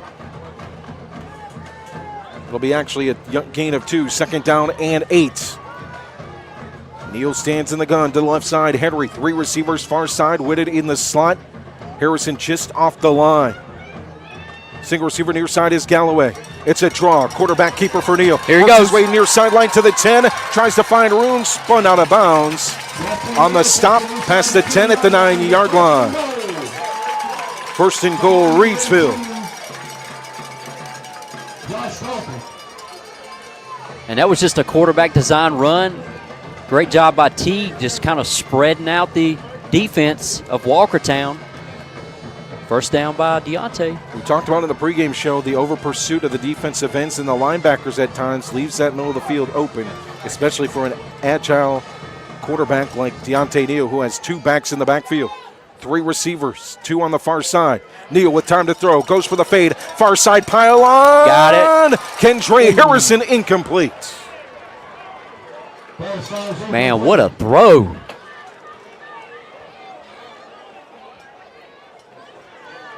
Agent Zero he's got glue for hands. He that was out of bounds, but again, the plays we've seen from him in these types of situations with one hand near the pylon, he makes the catch and gives his team an opportunity there. But we second down and goal from the 9. I mean, I would go back to the same thing. It's same coverage. It looks coverage. like they're going to. 2 backs in the backfield. Motion man is with it. Throw it middle of the field for Harrison. Covered by 2. It bounces off of his hands. Incomplete. Wow. You okay, partner? No, I'm not okay. Oh.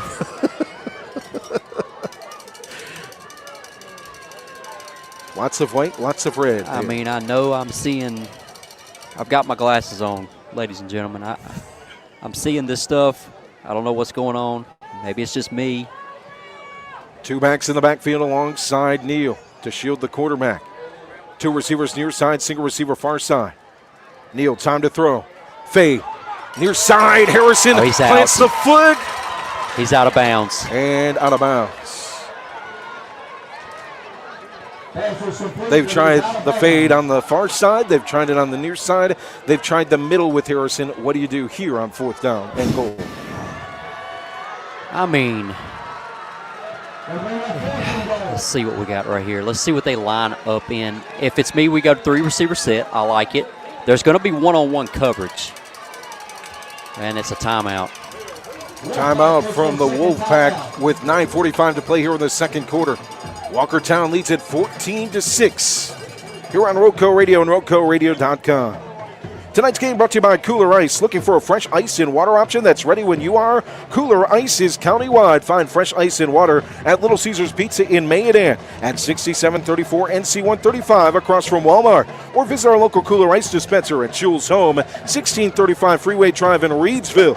And for all your ice and water needs, you can also find us at Pennrose Carwash in Reidsville at 1509 South Scales or Two Rivers Plaza in Eden at 307 West Meadow Road. Get Kooler Ice, great tasting. Fresh ice available 24/7 at all 4 locations, 16 pounds or 32 pounds, plus premium water by the gallon or 5 gallons at Kooler Ice. Fresh and ready when you are.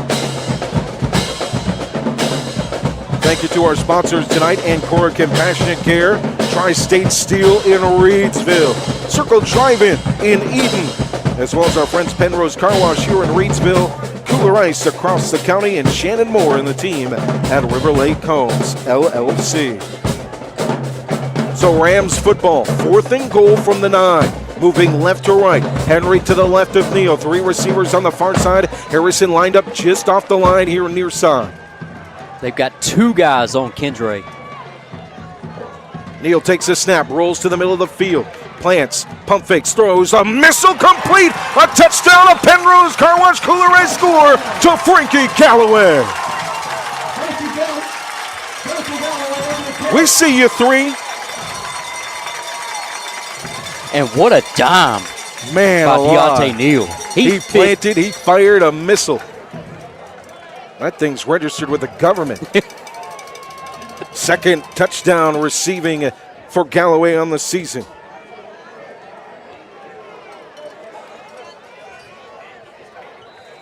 Passing touchdown number 3 on the year for Deontay Neal. All right. Just like that, a 2-point ball game. They're going to go for 2. Henry lines up here to the right side. It's Johnson at quarterback. Johnson looks, throws the fade, and nobody there. Galloway couldn't get release on the fade throw. Covered tightly by Trey Gilliam. So a 2-point lead for Walkertown. 9:40 to play here in the second quarter.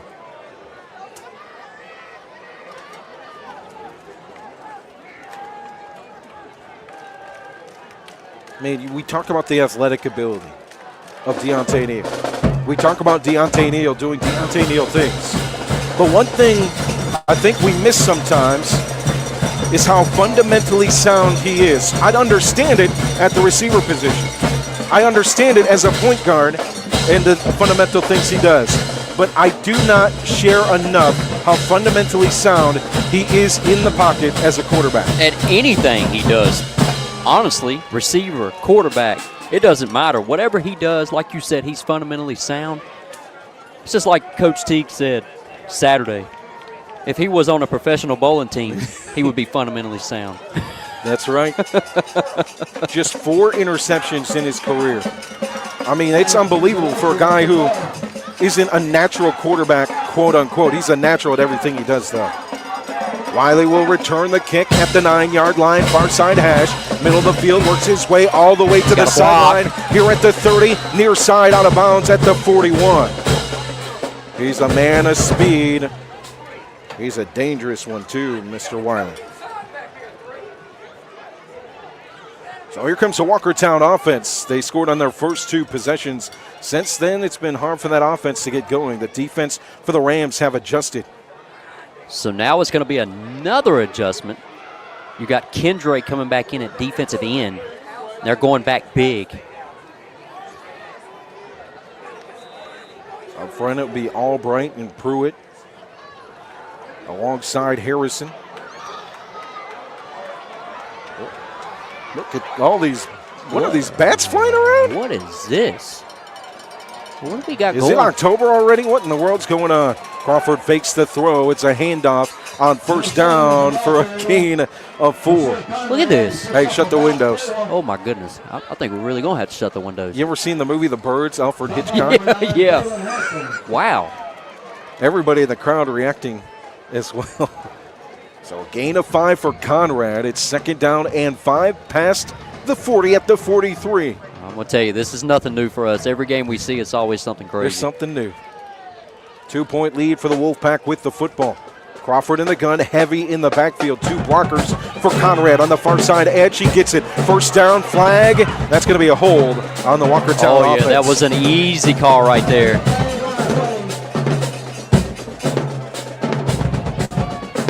There it is. Holding on Walkertown.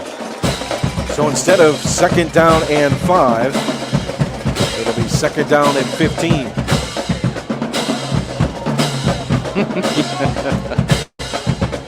Chimney sweeps every. That's okay. All right. Could we have done that on a Saturday, maybe? Thank you for letting us know, though, Paul. I mean, I didn't want to get hit by one. I mean, I got these glasses right here. If I was to get these glasses broke by a bird, I'd be out of the game. I wouldn't be able to see nothing. 2nd and 15 from the 33, right to left for Walkertown. Cruz lines up at a receiver near side, covered by number 1. Single receiver on the far side. You've got 4 backs in the backfield for Walkertown. Look to the far side, wide open, jumping and making the catches. McLaurin on the far sideline. Wow. High pointing the football was Crawford to the 35. What a play. Wow. What a big-time throw and a big-time catch. I mean, that was on a dime. Brood Medusa in the comments says those birds have been there for 30 years. It's the first time I've ever seen them like that. I haven't seen it like this. I've been here since 2015. Ever. Maybe I'm just not paying attention. Well, I don't know. I think we would see. First and 10 from the 38. They're still flying around. Crawford stands in the pocket. Here comes pressure. Harrison gets to him. It's incomplete on the far sideline. That's somebody you don't want to see. Agent 0.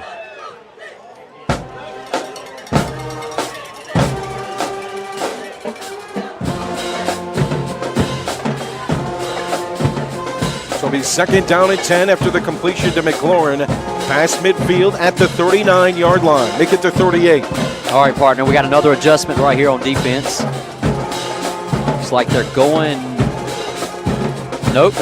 I take it back. We got still Kendra at defensive end.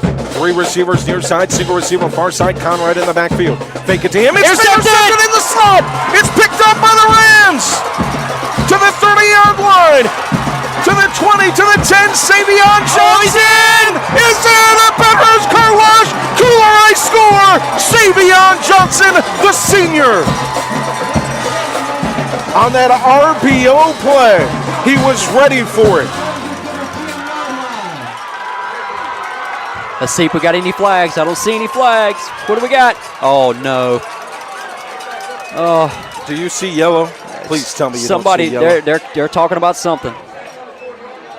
I don't see the flag. I mean, but they're discussing it. Where's the flag? There's no flag on the field, but the officials are discussing this. So did he step out? Maybe that's the discussion. That's probably So he's it. got it marked at the 10-yard line. Yeah, there's officials standing at the 10. Personal foul against the Rams. So they keep the ball. Yep. But they're going to back them up. Let's see where they spot this. They got them at the 10 still.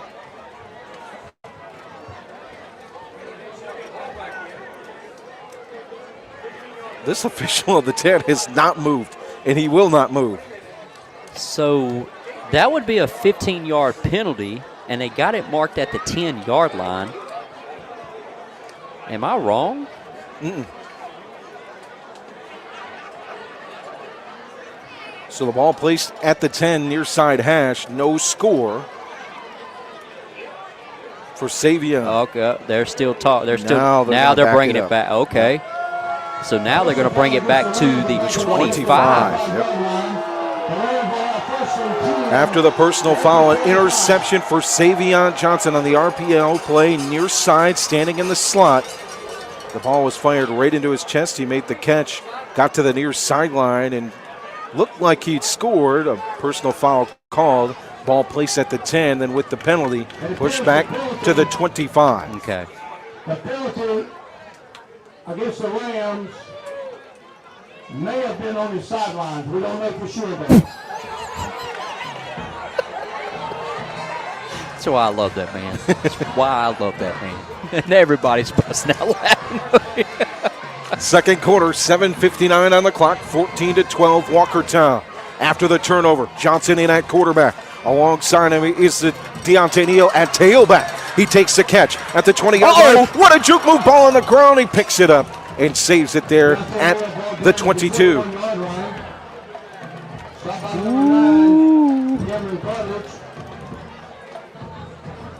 Now what do we got?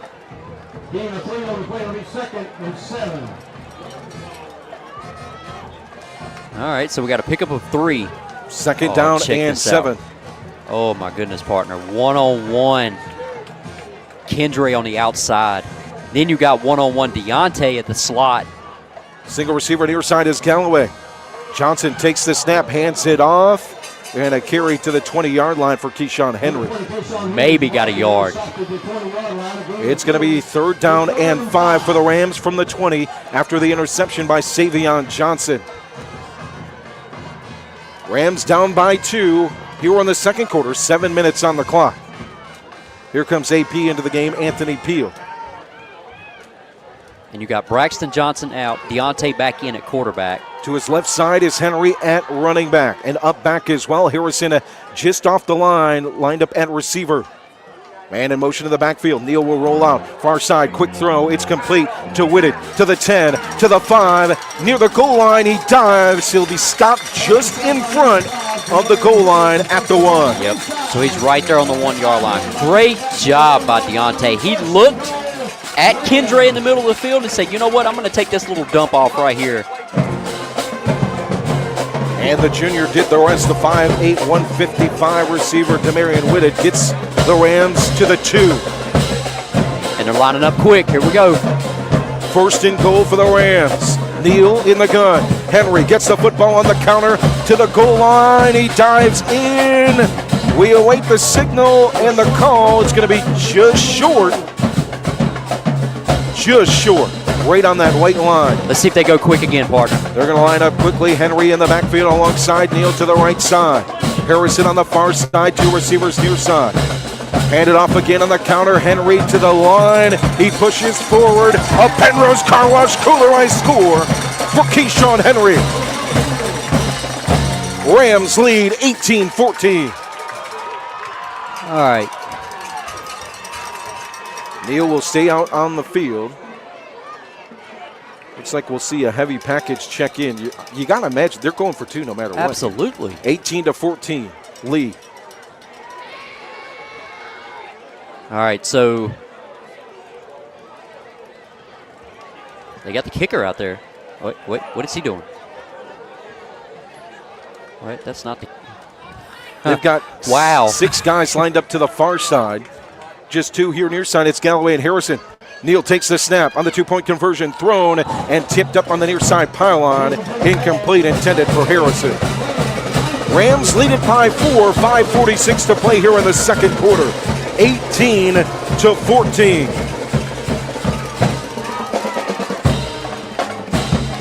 Two rushing touchdowns. One from Michael Smith from 1 yard out. One from Keyshawn Henry. In between those, a beautiful pass from Deontay Neal to Frankie Galloway. 18-14 Reidsville. 2 scores for Walkertown on their first 2 possessions. First one, a 31-yard touchdown catch from Hunter Cruz by way of Jarrell Crawford, and a 3-yard touchdown run for Nasir in the backfield. May I have your attention, please? That's Conrad, the tailback for Walkertown. So 5:46 to play here in the second quarter. And Walkertown will return right to left. Pennrose is set to kick at the 40-yard line, far side hash for your Reidsville Rams. First lead of the night for Reidsville here with 5:46 in the second quarter.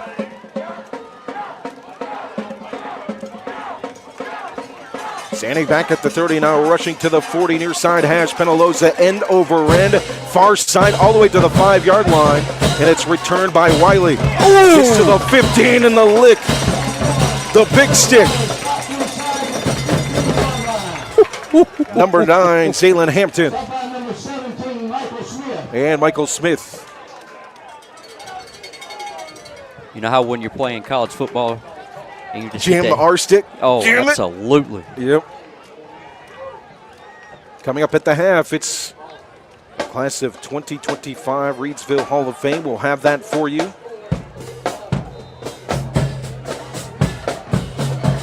right. Several worthy inductees. So they're going back small again, partner. They got Kendry out. They're going small at defensive end. Hand it off. Right at the line is Keontae Brunson and company, but pushing the pile is the running back. That's Conrad on the carry, a gain of 4. Oh, it's going to be a gain, make it a gain of about 5. So second down and 5 from the 24. Wiley in the slot near side, Cruz on the outside. Just 2 receivers. Heavy up front with Coffin at H-back, and they're going to get the jump from the Rams defense up front. That should be enough for a first down. Yeah, it should.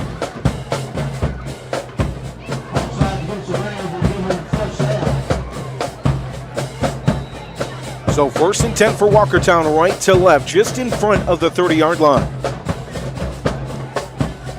That last penalty was on number 53, Tyson Albright. 6'4", 250. So from the 29, the line will mix it up. Switch positions on the handoff to Wiley, and he's smashed by AP! Oh my God. At the 27. Wow. That was textbook defense right there. Great job setting the edge, and then the linebacker just shot in. 8 Hampton. tackles last week. He led the team so far this season, 31 tackles. Second down and 11. Gun formation, single back in the backfield. 3 receivers set for Walkertown. Make it a 4 receiver set, 3 on the far side. Single near side, rolling out to that far side to Wiley. Out of bounds on the sideline, just a gain of about 3. It's going to set up 3rd down and long. Albright will check out. Jaquez Tynes in up front for the Rams. Zaylen Hampton checks out as well for the Reidsville defense. 2 receivers near side, 2 receivers far side, single back in the backfield alongside Crawford in the gun. takes the snap, sets at the 25, fires middle of the field for Cruz, hit hard at the first down stick, and he'll get the chains moving for the Walkertown offense. I'm going to tell you, man, Jarrell Crawford, he's got an absolute cannon on him. So to the 41-yard line, right to left now for Walkertown. 3:45 remaining here in the first half. 3 receivers near side, single receiver far side is McLaurin. Crawford looks to the far sideline, as does his tailback Conrad, standing to the right side of him. Conrad plants the feet, now looks back for the audible, and coach looks to the coach, Trip Honeycutt. Handed off Conrad right down the middle on the counter. Gain of 5 and breaks several tackles. A first down and more for Conrad. Middle of the field to the 44. Man, what an absolute run. He picks up the first down at the 42-yard line. So to the 44. First and 10. 3 minutes, 12 seconds remaining here in the half. A 4-point lead for Reidsville, 18-14. I like the, I want to see if Reidsville goes back to the twist. Let's see what Mitchell in motion, near side to far side, 4 receiver set. Throw it quickly to McLaurin at the line of scrimmage, far side. He'll gain 5 or 6 as he dives for more yardage, tackled by Kendra Harrison and Michael Smith. So they got Kendra coming back in at defensive end. They will twist him, and he will come back in and shoot the A-gap. I've liked that. That's worked a whole lot. Second down and 5. Past the 40 at the 39. Right to left for Walkertown. Cruz lines up at receiver near side, covered by Neal. It'll be Wiley in the slot near side. Mitchell lines up on the far side, as does Mickett. Wiley on the far side with Mitchell, and near side is Wiley. Looking to throw, it's Mitchell. He's wide open, but he doesn't know where the ball is. Incomplete. Man, he had at least 2 or 3 steps on Michael Smith. That was a quick corner route, it looked like. Yep. And just didn't know the ball was coming to him. Couldn't find it.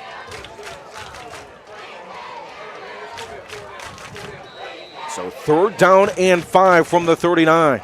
Rams looking for a big stop here with 2 minutes, 11 seconds remaining in the second and a 4-point lead.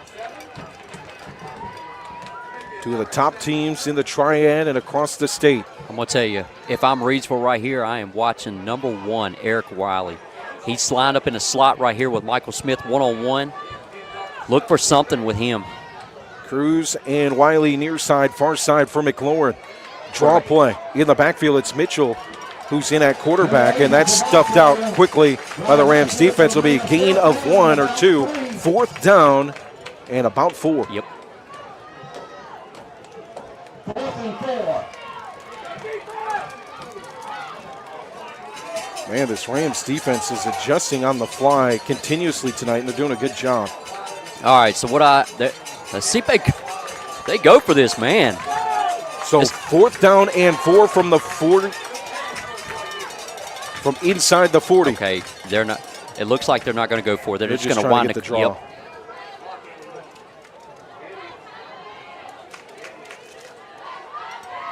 One second, timeout. Fourth down and 4. They take the snap. Crawford throws. He's got an open Mitchell. It's picked up by Neal at the 10-yard line. Deontay Neal in the middle of the field works his way to the far side hash. At the 30-yard line, he'll smartly step out of bounds at the 29-yard line.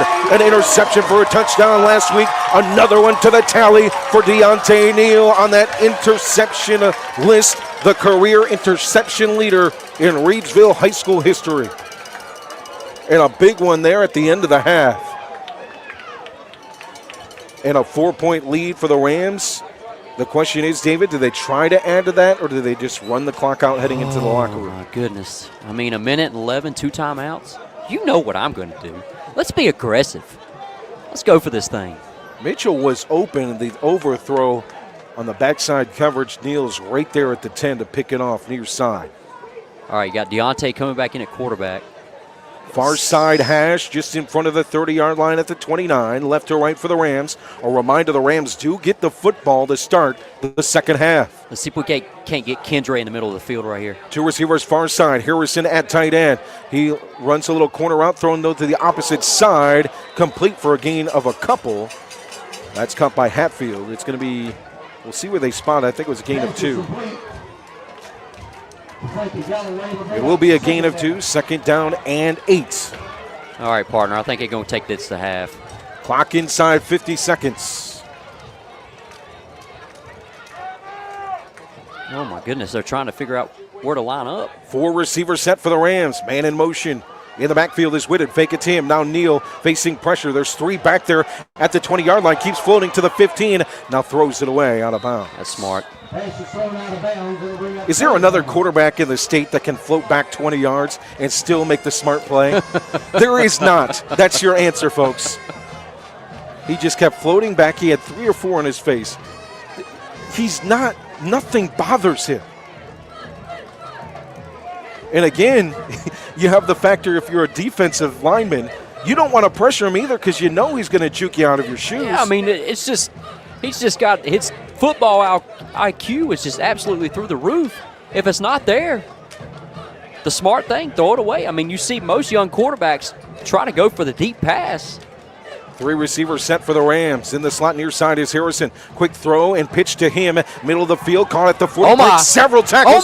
Works to the far sideline. He's at the 50-yard line and rumbles to the 45. Past midfield. Need a timeout here. And it comes from Coach Teague with 24 seconds on the clock here in the first half. Kendre Harrison.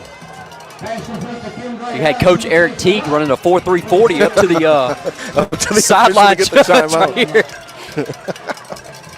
At the half, nearing 24 seconds on the clock with the timeout. 18-14 Rams, ball past midfield at the 45-yard line. Tonight's game is brought to you by our friends at Pennrose Carwash, voted #1 car wash in Rockingham County. Pennrose Carwash at 1509 South Scales has been serving the Reidsville and surrounding area for over 50 years. Established in 1970, this popular venue welcomes everyone. Pennrose Car Wash open 24/7 and find us on Facebook. Celebrating our 55th anniversary. Pennrose Car Wash voted #1 car wash in Rockingham County 3 years in a row. Tonight's broadcast also brought to you by our friends at Ancora Compassionate Care. When life brings tough moments, you don't have to face them alone. Ancora Compassionate Care has been part of this community since 1987, offering serious illness care, hospice care, and now compassionate support through their counseling center. Their mission is simple: to be a supportive presence for life's journey. That's care you can count on right here at home. To learn more, visit ancoracc.org. So 1st and 10 from the 45 after the big catch from Harrison. 1 timeout left for the Rams with 24 seconds on the clock. They come out with 5 wide receivers. Trips near side. 2 receivers stacked up far side. That's Neal who will motion into the slot. Johnson with all the time to throw. Harrison's wide open, dives at the 15 and makes the catch. Timeout. You got to have a timeout. The clock stops at 19.4. All right, they're going to down it. They're going to down it. Here comes the line to set at the 10-yard line. They'll spot it just in front of the 10. Oh, they're going to bring it all the way back to the 17-yard line. 16 seconds on the clock and rolling. Johnson will spike it at the 20. 14 seconds remain. Wow. I'm over here having an absolute aneurysm. You all right, partner? No. You all right, partner? You all right, partner? Ooh. All right, 14 seconds left, 1 timeout. What a catch by Harrison. Man. This has been the Harrison drive. With short time on the clock, Rams lead it by 4 now in scoring position at the 22. I'm sorry, make that the 17 after the stop with the spike of the ball. Okay. I don't understand why. So 1 timeout left. It gives you a chance for 2 plays here. Oh. And now we've got an official stoppage. He's yelling at Coach T. The official is. He is giving it two He teeth. is barking at Coach T. I have not seen that from an official. Another sideline warning. He is Goodness absolutely gracious. hot. What in the world? Yep. Coach Teague's a better man than I. He took that, was calm for his know, team. I don't know if I could have done that. I probably would have pulled a Nick Saban and would have slung that headset and would have broken it into pieces. Harrison at tight end standing up. Two receivers far side, single receiver near side. Galloway works the middle of the field. It's thrown deep far side. Harrison in the near side on the end of the end zone. Yes! Pennrose, Carwash, Kooler Ice score. Kendra Harrison. 8 seconds on the clock. I mean, can we put that one on SportsCenter's top 10 tonight or what? Ooh. Good day. And what a throw by Braxton Johnson. What a throw. 3 huge catches for Agent Zero on the last drive for the Rams here in the second quarter. Rams lead it now by 10, 24-14. Harrison worked his way on that one. Beautiful drawn play, too, on the drag. Galloway gave the look for the interior defense to give enough room for Harrison to find the backside of the end zone. Oh. Pennrose's extra point is up and through.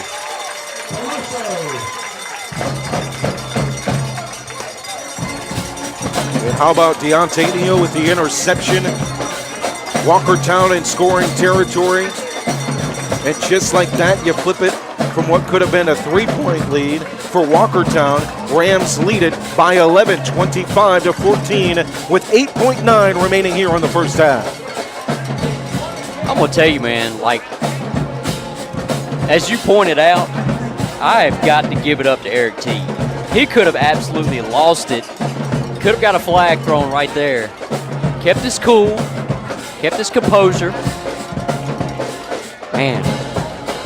Coach Lanning, I don't know if you tuned into RoCo Radio, but that's what you should expect in the upcoming years. Kendra Harrison, it might not rhyme naturally, but it does rhyme with end zone and touchdown. I'll give you 20 points for that one. 25-14 Rams as Penaloza sets the kick far side hash. Now, if I'm them, I can stay away from Wiley, who stands on the far side hash, looking to return right to left, and I go here to the near side with a football. Penaloza will not put it in the air, instead a roller to the 25-yard line. It'll bounce off the hands of Amari Mitchell. Now returns middle of the field and ripped down here near side on the tackle. Good play by Jordan Robinson in front of the 35-yard line. So 2.2 remains here in the first half, 25-14. Coming up at the half, we'll have your Hall of Fame ceremony. Players from the Reidsville Golden Lions era, the Booker T. Washington area, and Reidsville Rams era will be honored in the 13th Hall of Fame ceremony for this Reidsville football program, including the 2007 state championship team. You got Reidsville playing a prevent defense just in case. Hand it off to Mitchell. Lined around, looks to go far side. Collapsed and pushed back to the middle of the field where he's met by Caden Pruitt and Anthony Peel. That'll end the first half. Rams 25, Walkertown 14 here on RoCo Radio and RoCoRadio.com. Your first half thoughts. Oh, man, what a ball game we got, man. We got some dynamic plays by Deontay Neal doing Deontay Neal things, Kendra Harrison. And on the other side, you got to give it up to Walkertown. You got Nasser Conrad. You got Hunter Cruz. Man, what a ball game we got going on. Walkertown started off hot, scoring on their first 2 drives. Since then, the defense standing tall for the Rams. Deontay Neal with an interception on a big play, setting up that score at the end of the half. And all I have to say is clutch Kendra Harrison. Absolutely. Several big catches and big plays on that second, that last drive in the second. Absolutely, man. And I think another thing, too, is Coach Doug Morris. He went smaller on the defensive line. He was going smaller linebackers on the defensive line. They were playing in a 3-point stance, and they were just flying by, making great plays, containing the outside. Great job. We'll take you down to the Hall of Fame ceremony who will be recognized tonight. Mike Gentry of the Golden Lions, class of 1957. Bobby Wilkerson, class of 1954 for Booker T. Washington. Samuel Blackwell and Morris Ray Davis, both from 1957 to 1960. For the Reidsville Rams, Coach Chestnut, class of 1989. Coach Reggie Chestnut, Derek Hairston, the class of 1993. Kenzel Doe of Wisconsin fame, the class of 2010, and that championship team from 2007, as well as administrator Ralph Nelson being recognized tonight. We'll take you down to the field, and PA announcer Jerry Talley will bring you our Hall of Fame ceremony here at Community Stadium and Jimmy Teague Field.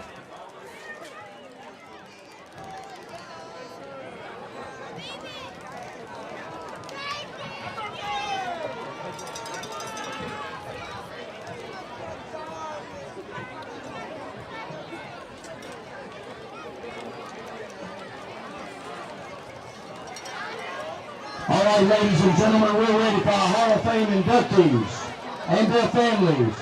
When I call your name out, if you come up to the 50-yard line, walk all the way up to the 50-yard line, we'll recognize you, and then you'll slide on down to the following 20. Our first inductee, Mike Gentry. Mike Gentry was a starting right guard for the 1954 Golden Lions.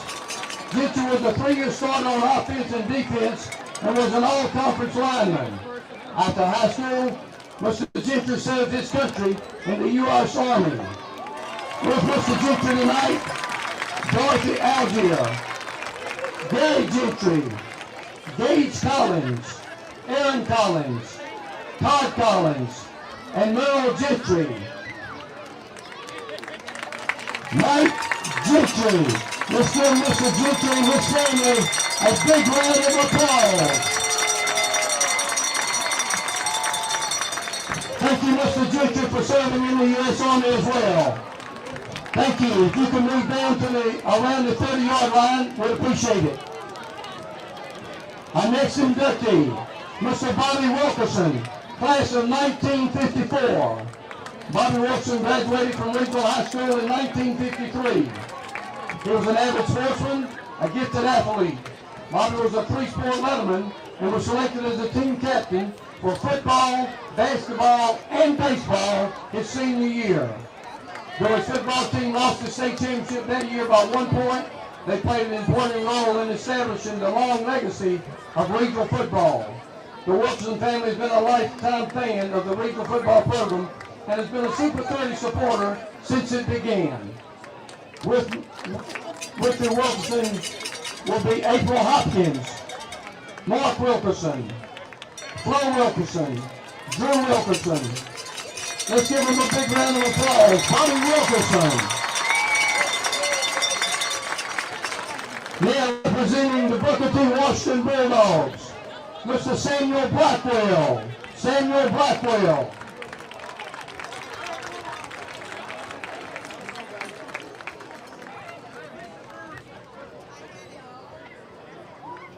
Mr. Blackwell was a lineman and a letterman for the Booker T. Washington Bulldogs. He was fearless and tough back in those days. He was a good all-around player. Samuel Blackwell was one of the first black police officers in the city of Reidsville. Thank you for serving the city of Reidsville, Mr. Blackwell. With Mr. Blackwell tonight, Samuel Blackwell, Lena Blackwell, Clinton Blackwell, Joshua Farmer, Ebony Farmer, and his great-grandson, Reagan Farmer. Thank you, Mr. Blackwell. Also from Booker T. Washington, Morris Ray Davis. Morris Ray Davis, 1957 to 1960. Morris played quarterback for the Booker T. Washington Bulldogs. He was a letterman. He was the leader of the Bulldogs back in the 1957 to 60 era. He was a good field leader and a superb player. With Mr. Davis tonight, Morris Davis, Angela Davis, and Ray Davis Jr., former Reidsville Ram here. Thank you, Mr. Davis.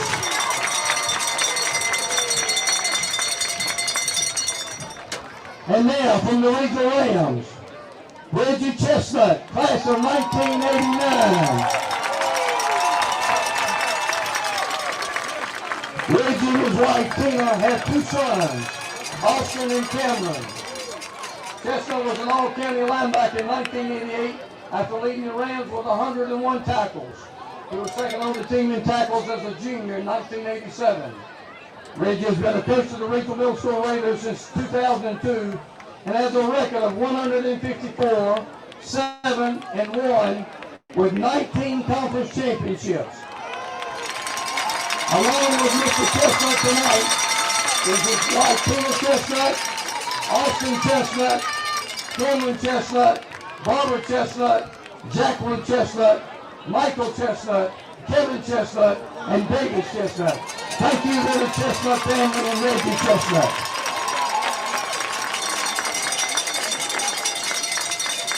And now, from 1993, another Reidsville Ram, Derek Harrison. Derek rushed for 1,453 yards as a senior in 1992. He finished his career with 2,131 yards. Harrison served many years on the Rams coaching staff. He's still very much involved as a Ram basketball announcer. Every winter, you'll hear his voice in the gym. He also helps out in the football all around as a PA announcer for the JV games. Assisting during his family tonight, Cross Harrison, Armando Harrison, and Dominique Harrison. Thank you, Derek Harrison. And now, from the class of 2010, Kenzel Doe.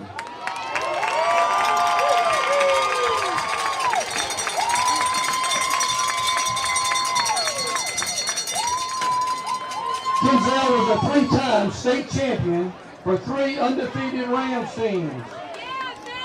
Kenzel had 1,904 receiving yards in his career and had 5 interceptions in 2009, 16 combined touchdowns. Kenzel played collegiately at Wisconsin and had a punt return for a touchdown. He also played arena football. Kenzel is with his family tonight. Myra Blackwell, Dale Blackwell, Kendon Doe, and others I don't have their names. Kenzel Doe, thank you and congratulations.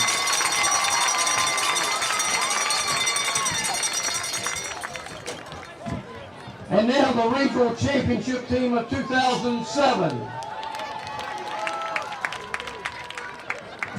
The Rams finished 16-0, beating Shelby 28-20 in the championship game.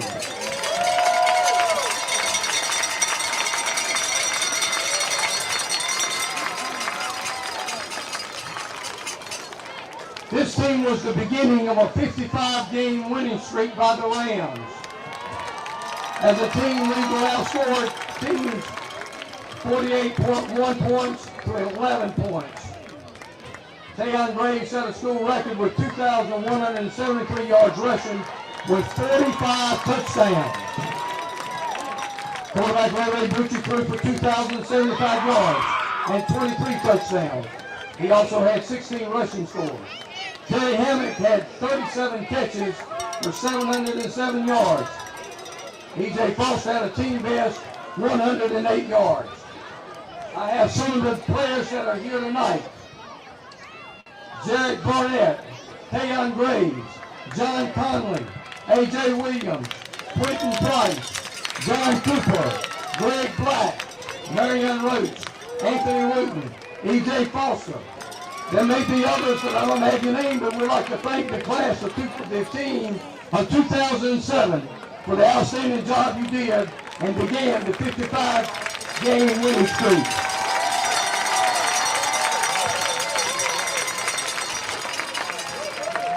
And last but not least, for the first time, the Hall of Fame will also add an administrator to the Hall of Fame.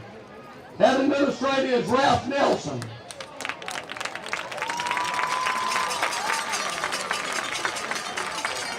Ralph was born and raised in Kernersville. He's a graduate of Guilford College, where he was an all-conference football player and was inducted into the Guilford College Athletic Hall of Fame. His first job was at Walkertown School, where he coached varsity football and basketball. After Walkertown, he moved to Guilford County as a teacher and football coach for 5 years, winning 2 conference championships.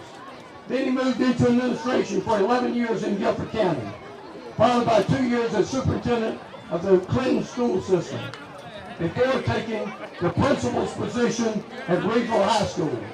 For 7 great years, he enjoyed working with super people within the school people, as well as the Reidsville community. Ralph, while principal at Reidsville, spearheaded the construction of this stadium we're in tonight. Without his help, we may not be sitting right here. After reaching 30 years of service in North Carolina, he retired and took the principal's position in Martinsville High School. After 7 years, he retired again, and his wife Faye and him moved to Kernersville, where they currently live. Faye and Ralph have 2 children, Sharon and Russell.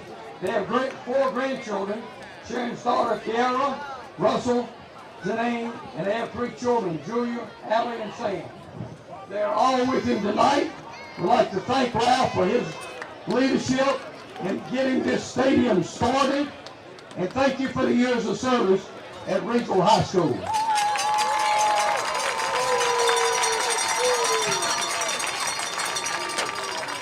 Ladies and gentlemen, let's give them all a big round of applause. Our 2025 Hall of Fame inductees.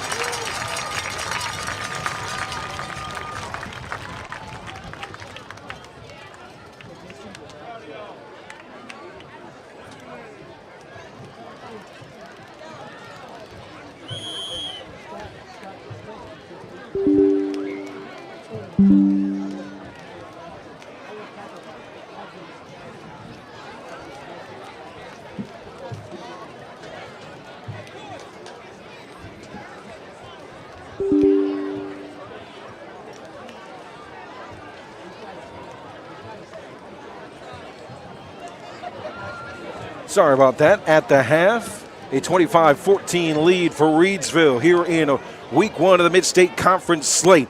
It's time to take a look around the Mid-State Conference in our out-of-town scoreboard. In the third, Rockingham County over McMichael 29-18. No score update in Moorhead and Carver's matchup. If you have that score, feel free to let us know in the comments. Other scores across the Metro Greensboro area. Chatham Central and North Stokes tied at 14 at the half. T.W. Andrews looking to move to 5-0 on the season, down to Randleman 14-12 at the half. Page in Southern Guilford underway. Mount Tabor leads Northwest Guilford 15-10 at halftime. East Surrey, after falling 40-35 to Walkertown, looking for their first win of the season. They lead North Forsyth 20-12 at the half. Southeast Alamance over Cummings 35-0 in the third. Williams over Graham 50-6 in the fourth. Some other scores: Eastern Guilford, Reidsville's opponent last week, leads Orange 28-0 in the fourth quarter. Grimsley, without Faison Brandon, leads it 58-0 over Southwest Guilford. Some other 4A scores to keep an eye on, Reidsville fans. Whiteville leads Clinton 30-19 in the third quarter. Warren County over Nash Central 22-8 in the third. Providence Grove over Jordan Matthews 21-8 in the second. East Duplin down to Jacksonville, the number 5 team in the rankings of Max Preps. East Duplin, they are down to Jacksonville 28-3 in the third quarter. Corvian leads Lake Norman Charter 35-0. See some other scores in the 4A. Number 8 Bandies 27, number 9 Bunker Hill 6. Hickory over Ford 43-0 at the half. In a battle of Wilkes County teams, West Wilkes leads Wilkes Central 7-0 in the third quarter. East Rutherford leads High Brighton 14-7. Southwestern Randolph, who will take on McMichael upcoming here, I believe next week, they lead at 20-0 over Wheatmore in the second quarter. and some 3A scores to check out. Northeastern leads Vance County 31-0 at the half. North Rowan over Union Academy 28-7. North Stanley over Mountain Island Charter 28-7 at the half. Now Granite Bears of Mount Airy 29, St. Stephen's 7 at the half. Eastern Randolph and Ashboro 7-7 at the half. Ashboro undefeated, looking to move to 5-0 in the 6A division. Eastern Randolph with just one loss on the year. Burns leads Bessemer City 21-0 in the second quarter. And Shelby over Cherryville 35-0. That's in the first quarter, according to Max Press. We go to our comments. Some congratulations to the Hall of Famers. Tracy says, congratulations all the way to Derek Hairston. Man, there's some guys, you talk about the contributions Hall of Fame-wise on the field, right? We know the touchdowns and the points scored and things like that. But look at Derek. We see Derek every time we're at a basketball game. He's the PA announcer for the basketball team. Coach Chestnut did a lot of great things on the field, led the Rams with 101 tackles in 1998. And that's cool. But how about a record of 154-7-1 as the middle school head coach heading into this year? I mean, there's things that the contributions in the community mean a lot too, and those are Hall of Fame worthy for this class. And Administrator Ralph Nelson, in charge, was the principal and spearheaded the construction of the stadium that we stand at tonight, Community Stadium, home of your Reidsville Rams in the football capital of NC, with a 25-14 lead over Walkertown here at the half. And then that class of 2007 really setting the table, that 2007 championship team, 16-0, beating Shelby 28-20 in the championship game as Reidsville makes their way here out on the field. Samuel Blackwell from 57-60, a lineman and letterman for Booker T. Washington, as well as Morris Ray Davis, who played quarterback and was also a letterman and a good leader on and off the field. Bobby Wilkerson, that class of 1954 with the Golden Lions, a running back from 51-53. And Mike Gentry, class of 1957. And then for the Rams, we mentioned Reggie Chestnut, Derek Kirsten, and Kenzel Doe, class of 2010, a three-time state champion for three undefeated teams, 1,904 receiving yards for the Rams. And that 2007 team, Tayon Graves set a school record, 2,173 yards rushing and 45 touchdowns. wow, man, I'm telling you. Some numbers that you were calling out. The first ever Reidsville Hall of Fame class in 2013. This is the 13th installation of the Hall of Fame here at Community Stadium. Glad to have you along. As we go to the comments, Tom Worley says, listening in from Kentucky, go Rams. Our PA announcer Jerry Talley doing halftime ceremony here tonight. I mean, we get got ready for the third quarter. Tally doing tally things over there. Getting her done. I'm gonna tell you, man. We call him the general for a reason. You got assigned seats here. You don't get to move. It's either, hey, you sit right here or you get out. You get the job done. That's it. He does it. So Reidsville deferred at the start of this game, so they'll receive the ball left to right, kneel back to return, deep in the middle of the field at the 10-yard line. I'm going to tell you, partner, watch out for the onside kick. Dyson Stewart set to kick at the 40, middle of the field. It's an end-over-end short kick to the 35. It'll be fielded at the 34. So that's where the Rams offense takes over. Kentrey Harrison, 3 huge catches, including a touchdown catch at the end of the half.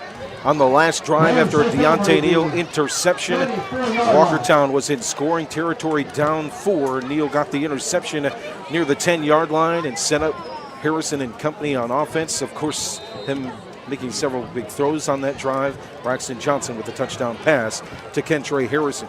Michael Smith with the rushing touchdown for the Rams. And Keyshawn Henry with the rushing touchdown as well. So 1st and 10 from the 34. Harrison lines up at tight end. On the left side of the quarterback, Johnson. Johnson holds, now puts it into the belly of the tailback, Henry, who gains a couple. It'll be a gain of 3 on 1st down. 2nd down and 7.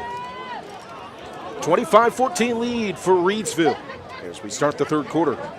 And we're up 2 scores. I mean, yeah, let's get this run game going. Let's kind of start chewing a little bit of clock. Let's see what we got going on here. Looks like we got stack receivers on the left-hand side and trips. Single receiver near side. Throw it on the screen to Neo, far side hash. Jukes to the sideline. Now at the 50-yard line, just steps out of bounds. He come up hobbling, partner. Pass is completed. Deontay Neal. He's all right. He's walking, yeah, walking it off, but it's gingerly, but are they calling a hold? They call a hold on the Rams offense.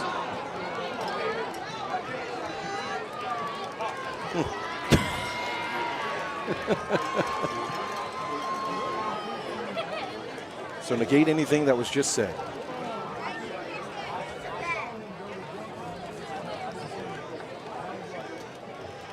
I think that tackle, when was it in the 2nd quarter or so? Yeah. Deontay's kind of been bothered a little bit since then. Tried taking him out of the game, though. Good luck with that one. No, he ain't going nowhere. 2nd down and 13. Hand it off, middle of the field. Anthony Peel with the carry. Nope, it's Henry with the carry. Peel the lead block, but nowhere to go. It's going to be a loss of yardage. 3rd down and 15 from the 30. You smell that? Oh, yeah. Oh, yeah. I don't know what's going on, but it smells good at Community Stadium. Hey, looks like we got some Lowe's chicken going on. Is that what it is? Chicken, Okay, I think right. so. 3rd down and 15. Johnson in the gun. Henry alongside him. 3 receivers near side. Single receiver far side. Look that way. It's complete for Johnson and a gain of about 2 or 3. 4th down and long. You wanted to come out and establish on this drive with the Rams offense. That big time holding call really set things back. So let's see what we got right here. Brave can you be? I wouldn't. I would not do it. You got number 1 Eric Wiley back there to return. And I'm going to tell you, if he gets some blocks, he can take it to the house. Savion Johnson will set to punt from the 20, far side hash. Clean punt to the 50-yard line, bounces at the 45. Oh, I would have let that.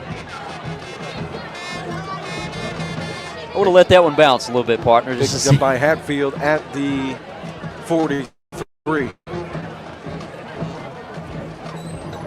So here comes Walkertown's offense. First 2 drives successful. Since then, they've been shut down offensively. They're able to move the ball on their last offensive drive in the 2nd quarter. Shut down by Deontay Neal on a deep pass attempt to Amari Mitchell. And we got Reidsville coming back playing small on the outside. You got Brunson playing a defensive end. Camryon Cartledge in at running back. He gets the football. Spins, gains 3. Just off the near side. It'll be 2nd down and 7. I got a feeling they're going to go to 9 quite a bit here in the 2nd half. They're going to test that interior defense of Reidsville. It's what they did against East Surrey at times. I mean, you've done throughout the season. 6'2", 230, and Brunson playing the defensive end is 5'10", 170. To the right side of the quarterback is Cartledge. Fake it to him. All the time to throw for Crawford. What a Goes throw. Far side to Cruz. Off the hash to the sideline. He's a burner to the 30 is Cruz to the 25 and tackled out of bounds. And that's one of those things that Walkertown runs. That was just an underneath drag. One-on-one coverage right there. And Demarion Whitted with the touchdown saving tackle. at the 24. Cruz runs a 4.440, and you saw it there on that play. He lines up here near side. It'll be McLaurin on the far side. Wiley in the slot near side. Up back is Cawthon. In the backfield is Cartledge. Crawford takes a snap, hands it off Cartledge. Finds room just off the tackle, far side, to the 20, to the 18. Darn near to the 15 before going out of bounds.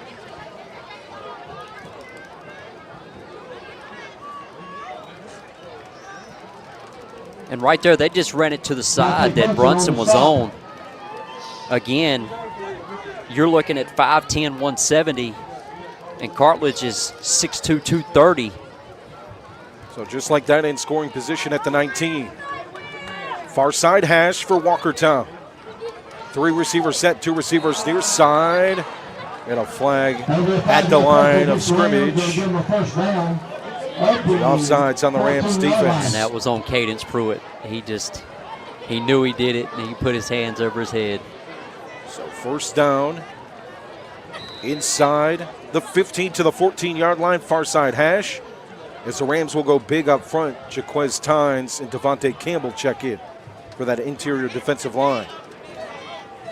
They'll be shielded by Harrison and Pruitt on the edge. Cartledge runs to the far side, to the 5, to the 4. And again,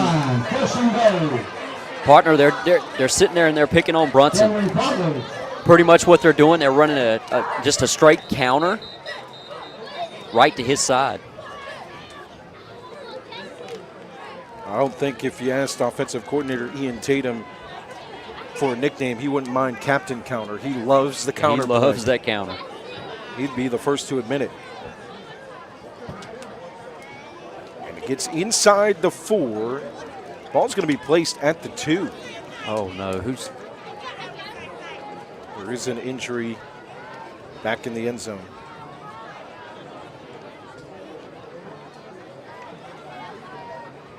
Tonight's broadcast brought to you by Shannon Moore and the team at Lake Homes LLC, your hometown realtors in Rockingham County. Local, experienced, trusted. Lake Homes LLC represents its real estate clients with integrity and delivers excellent service on the journey to finding your dream home. Serving Rockingham, Guilford, and Alamance counties with over 27 years experience and endless dedication. Lake Homes ensures your real estate investment is a success. Looking to acquire or sell land, residential or commercial properties? Look no further than your hometown realtors. Lake Homes LLC, a believer in local community and serving all of its real estate needs. To learn more about how our agents can best serve you, visit riverlakehomesllc.com or call 336-772-3221. That's 772-3221 for your hometown realtors. Lake Homes LLC, local, experienced, and trusted across Rockingham County and the entire Piedmont Triad. So after the injury timeout, it'll be 1st and goal from the 2-yard line. Heavy again for Walkertown. Cartledge in the backfield. He gets the carry. He bounces off a tackle made by the Rams and walks right into the end zone on the far side. Zaylen Hampton had him wrapped up. Big Cam Cartledge was going to score. So they stop the Rams, force a punt, and score just like that. 7:35 to play here in the third. A 5-point lead for Reidsville. With a 2-point conversion, it looks like on the way for Walkertown. That'll cut it to 3. Place the ball at the 3-yard line, near side hash. Cruz at receiver near side, 2 receivers far side. It's McLaurin outside, and in the slot is Wiley. But it's going to number 9, no doubt about it, as he barrels in for the 2-point conversion.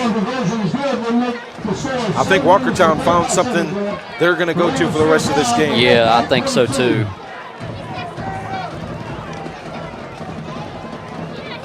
(25-22) Reidsville. 7:35 to play here in the third.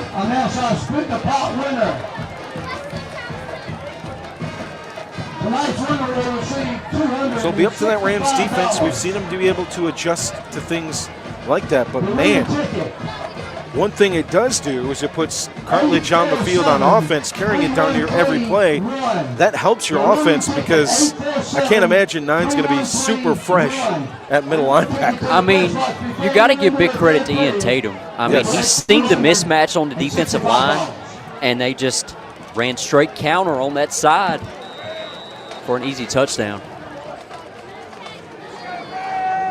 So Stewart set to kick for Walkertown after the Cam Cartledge touchdown.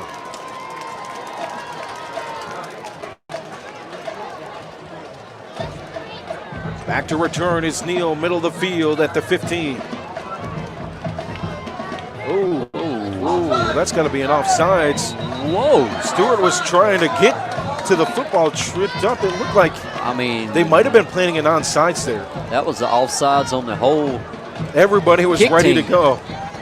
That does give you an indication that maybe they were trying to sneak that onside kick. And I'm really going to pay attention to Deontay Neal. He's kind of messing with that left leg a little bit. He took it looked ugly to us in the second quarter. Just a bad tackle. He shades towards the far side of the field at the 15. The penalty will push the kick back to the 35. So now moving up is Neal All to right, the 21. so now they got an extra guy coming up now, just in case. Hatfield stands at the 40. Galloway on the far side hash, just behind the 40. It'll go near side, high kick to Hatfield, who stops at the 33. The fair catch. All right, Rams sound to answer the bell. Do you look for a drive similar to what Walkertown just did to eat time and get on the clock? Or are you just naturally trying to spread that ball? I mean, it was more of the last drive. I kind of seem more conservative. You got to get back to playing Rams football. You got to get back to the run game. And then I want to start taking some shots if we can. I mean, you got one-on-one coverage on the outside. Let's see what we can do. Johnson in the gun, two receivers near side, single receiver far side, handed off to Henry. Just off tackle on the far side. Here we go. Here we go. Tacklers to the 45, to the 40, standing up. Keyshawn Henry is a man. Partner, that'll do it. That will do it. Number 9, Cam Cartledge, I see you and raise you. And we got a Walkertown player down at the 40-yard line. There was only red and white around him. He breaks through it. And from pretty much what we have watched on film, I mean, when those linebackers blitz and they over pursue, I mean, that middle of the field shooting the A gap right there is wide open. Place the football at the 38-yard line, injury timeout on the field. Tonight's game brought to you by Circle Drive-In in Eden, serving the best hot dogs in Rockingham County for over 50 years at 111 Boone Road. Circle Drive-In is your home for fast and friendly service and an all-American meal. Stop by our old-style drive-in for a delicious cheeseburger, crinkle-cut fries, and top your meal off with a milkshake or banana split at Circle Drive-In since the 1970s. For good food, stop by Circle Drive-In, 111 Boone Road near the roundabout.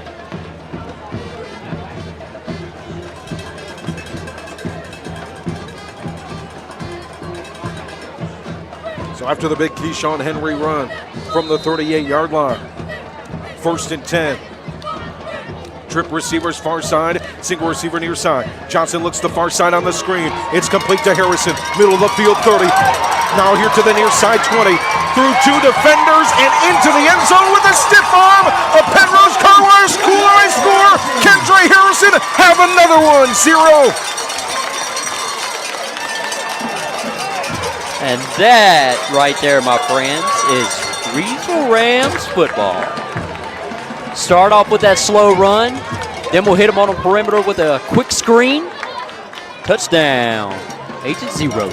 Kendra Harrison from the far side to the near side. 31-22.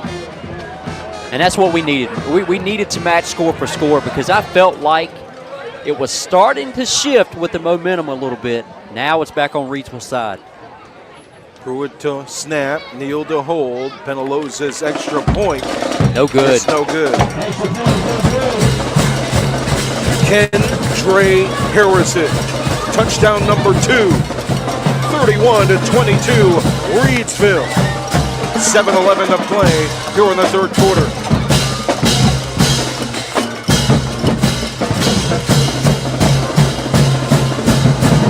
Tonight's game brought to you by Tri-State Steel in Reidsville, distributing quality metals for over 30 years. Our clients range from mom and pop shops and building contractors to large manufacturers and fabricators. Visit us at our 6,000 square foot, fully stocked retail metal superstore at 2513 Richardson Drive, where we can help you meet your homeowner or hobbyist needs. Open Monday through Friday, 8 a.m. till 5:30 p.m. and tomorrow from 8 a.m. till noon. Tri-State Steel in our retail metal superstore, serving quality metal products in stock in various sizes and ready to be cut to your exact specifications. Call for a quote today at 280-4859. That's 336-280-4859. Tri-State Steel, a value community member. Line drive, kick to the 10. Wiley will pick it up at the 5 on the far sideline with a juke move to the 15 at the 18. He's knocked out of bounds. My number 8, Richard Brathwaite. Richard Brathwaite with the stop on special teams. 1st and 10 from the 19 for Walkertown. It was the Cam Cartledge show on the last drive. At tailback, we'll see if they change things up after the score from Reidsville. All right. Partner Deontay Neal's out. I don't know, probably for this series right here, it looks like. So we got Peel going up against Hunter Cruz. Let's watch this matchup. Far side. Down the carry.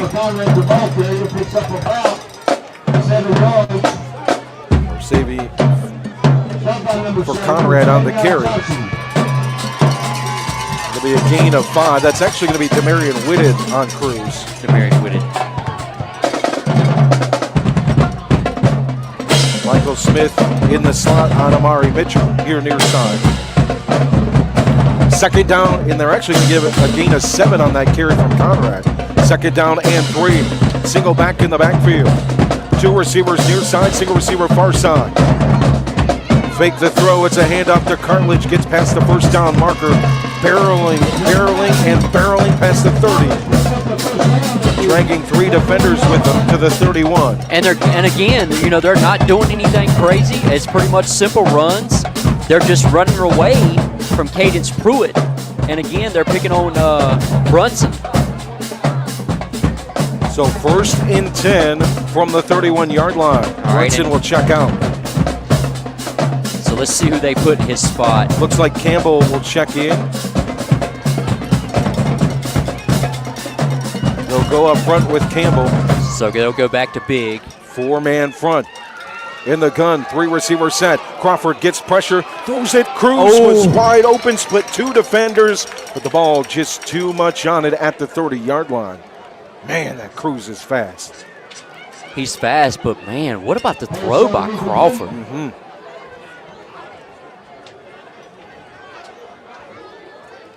Put it right where it needed to be, in between the safety and the corner. But incomplete. 2nd down and 10. Kendra Harrison with his 2nd receiving touchdown on the last offensive drive for the Rams. They lead at 31-22. 5:42 to play here in the 3rd. 2nd down and 10 from the Walkertown 31, moving right to left. 4 receiver set again. Crawford looks far side. It's going to be incomplete. A 5-yard quick pass out to McLaurin. Oh, they'll say it's completed. What? Number 3. Oh, no, they won't. Okay, just confusion. I was confusion from the PA announcement. Okay, gotcha. Ready to say. 3rd down and 10. If that would have been complete, we really would have seen some wild stuff here. Neal back on the field at DB to cover Cruz. Pass is incomplete. 4 receivers set. Single back in the backfield is Cartledge. Crawford goes to the offensive line to mark in the play call. Cartledge to the left side of Crawford. Crawford steps up in the pocket, throws it. It's intercepted! Rams football! Far side to the 20, to the 10 of Pennrose Carwash. Kooler Ice score for Reidsville. Interception. Defense stands blue death. And I believe that's picked off by number 8, Richard Brathwaite. Nope, making number 6, Anthony Peel. AP.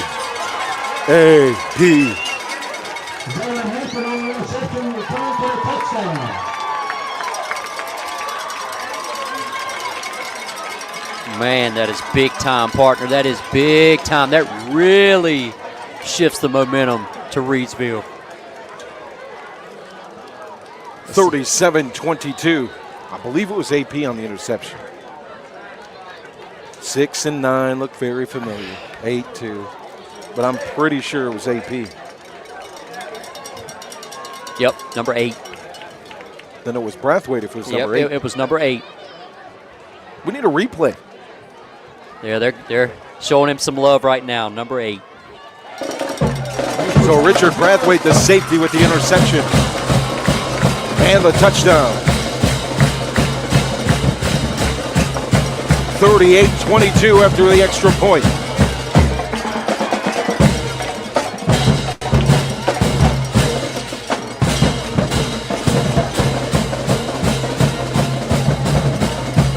.5:27 to play here in the third. Tonight's game brought to you by Circle Drive-In in Eden, serving the best hot dogs in Rockingham County for over 50 years at 111 Boone Road. Circle Drive-In is your home for fast and friendly service and an all-American meal. Stop by our old-style drive-in for a delicious cheeseburger, crinkle cut fries, and top your meal off with a milkshake or banana split. At Circle Drive-In since the 1970s for good food. Stop by Circle Drive-In, 111 Boone Road, near the roundabout.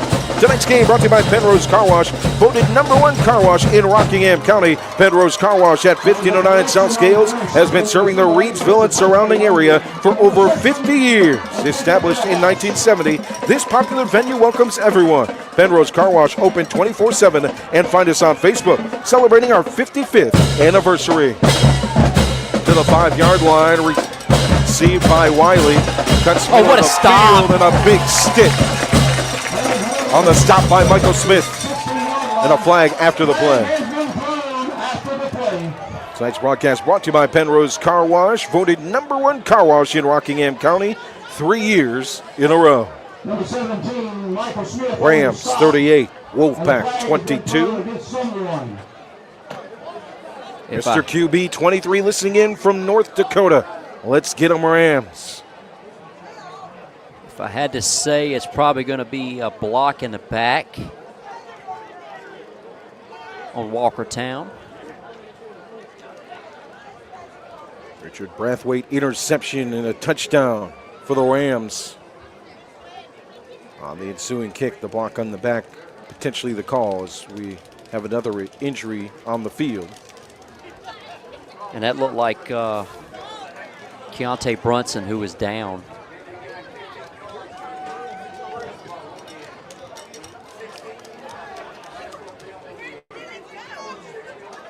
Thank you to our friends at Kooler Ice. Looking for a fresh ice and water option that's ready when you are? Kooler Ice is countywide. Find fresh ice and water at Little Caesars Pizza in Mayodan at 6734 NC 135 across from Walmart. And visit our local Kooler Ice dispenser at Schul's Ho, 1635 Freeway Drive in Reidsville.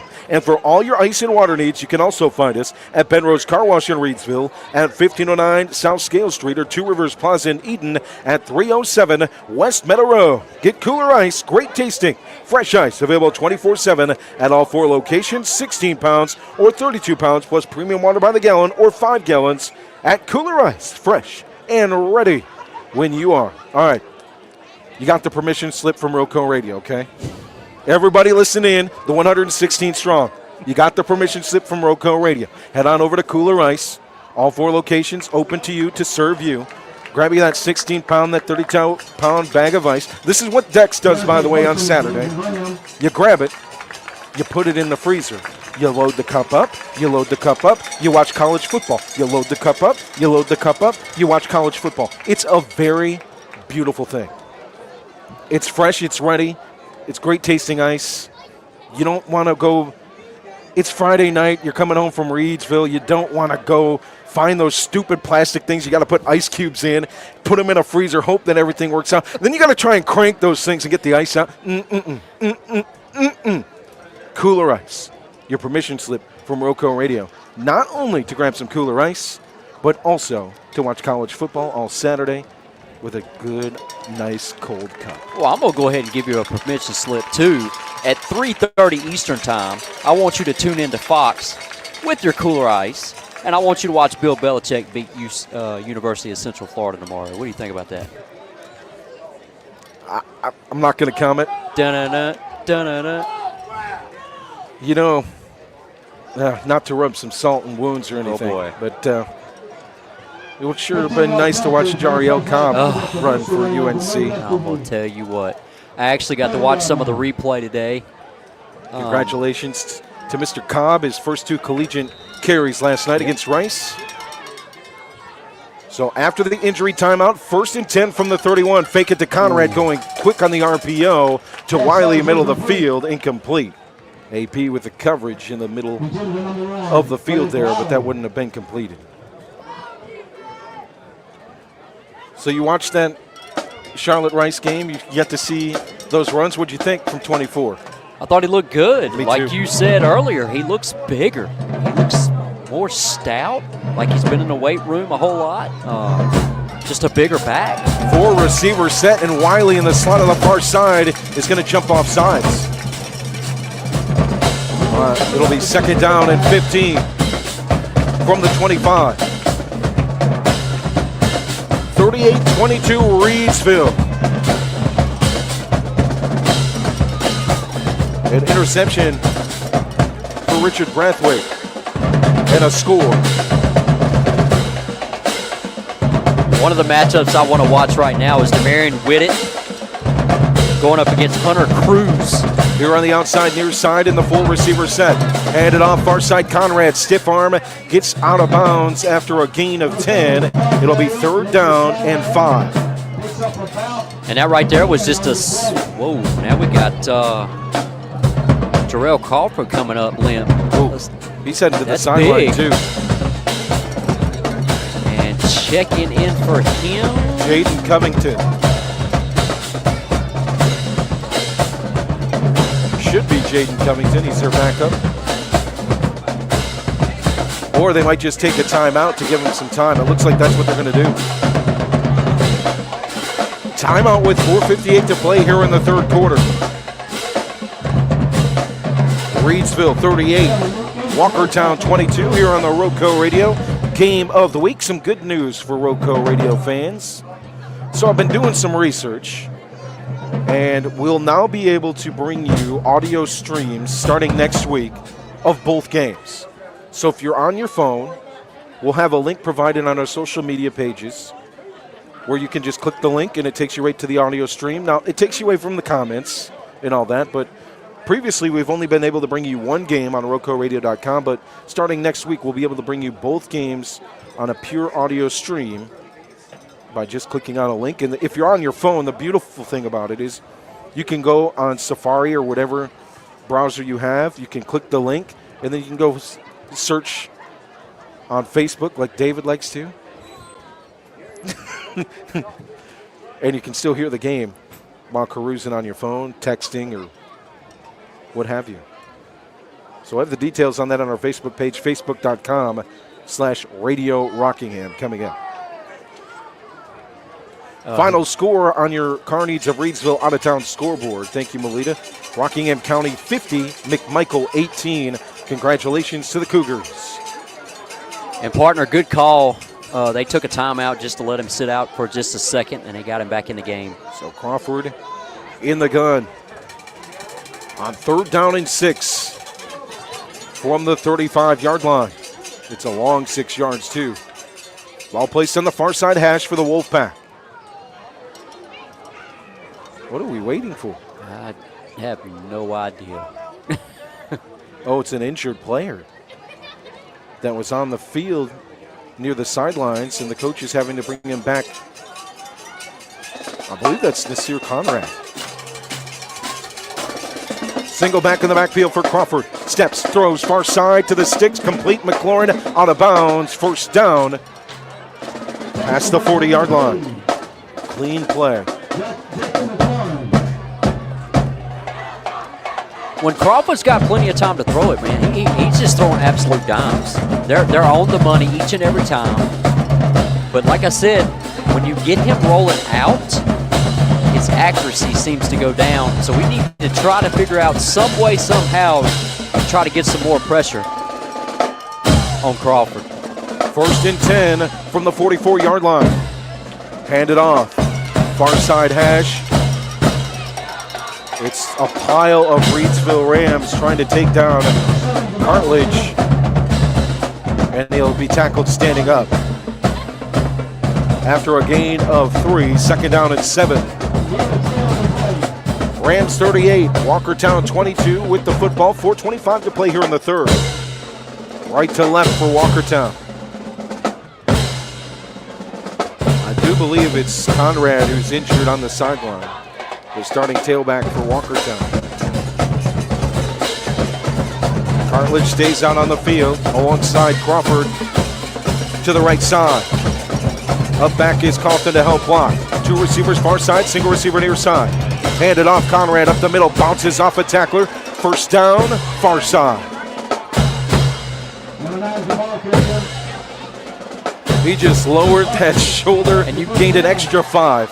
And you can see, like, each and every one on the defensive line right there has kind of got their hands on their hips, kind of wearing down a little bit. I mean, this has been an absolute physical football game. Albright and Campbell will be inside on the defensive line as Tynes checks out. And I believe they're setting up something for a deep pass. Look, it might be right here, too. And like I said again, let's look at Demarion Whitted going up against Hunter Cruz. I mean, it's been one-on-one the whole time. First and 10, pass midfield, right to left at the 44-yard line. Rams defense sets in the gun. 2 receivers far side. Quick throw far side to McLaurin. Stiff arm past the sticks again and out of bounds. And that was just a simple hitch route. Quick throw, quick catch. Bounces right back on the outside. Picks up a first down. Maybe not. Okay, I'm wrong. That's a friendly spot. I won't take it. Second down and 3, a gain of 7 for McLaurin. He lines up on the right side, far sideline. 2 receivers near side for the Wolfpack. Crawford takes in the gun, looks near side. Now far side, flushed out of the pocket and throws it away. There we go, and that's what we need. That's what we got to do right there. Keep bringing the pressure. Get him off balance. Pruitt and Johnson with the pressure for the Rams. Third down and 3.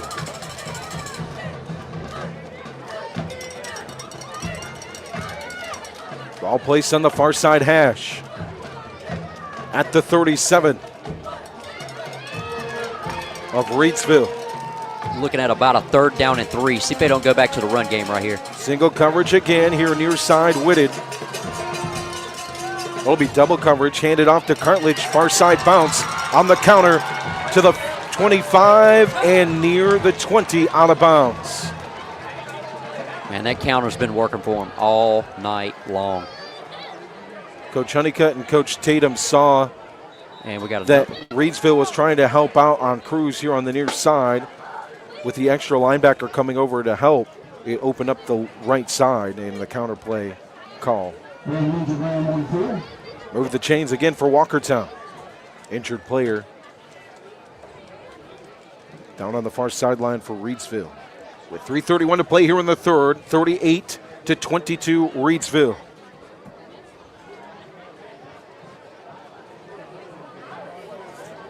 Tonight's broadcast brought to you by Ancora Compassionate Care. When life brings tough moments, you don't have to face them alone. Ancora Compassionate Care has been a part of this community since 1987, offering serious illness care, hospice care, and now compassionate support through their counseling center. Their mission is simple: to be a supportive presence for life's journey. That's care you can count on right here at home. Visit AncoraCC.org to learn more about how they can support you when comfort matters most. As for Ancora Compassionate Care by name. So after the injury timeout, 1st and 10 from the 22-yard line of Reidsville. Walkertown with the football. 3 receivers set. Single receiver near side is Cruz. To the far side, it's Wiley in McLaurin. Hartledge in the backfield alongside Crawford. Gets the football. Bounce on the counter far side. This time the Rams make a stop, but there's a flag on the play. Whoa, that's another flag. And Whoa, another late hit. So that's going to be on the Rams. That's going to be a holding, and that's going to be a personal foul for the extra push at the end. So let's see if this hold call stands. Though I'm not.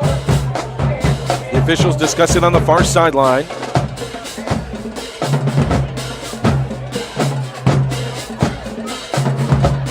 Both teams await the decision by the officials after the counter play. Looked like an initial holding call. Yep. Holding. And then after the hold, there's a personal foul on Reidsville. Late hit. They should negate each other, correct? That's what I was thinking. I was thinking that should offset each other. It will be 1st and 10 from the 22.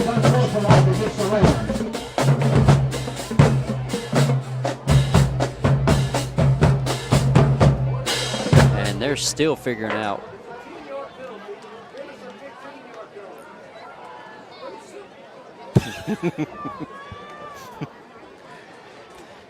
What he said.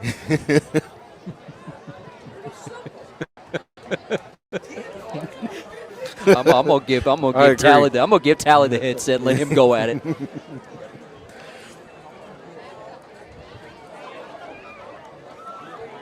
So we still await the officials.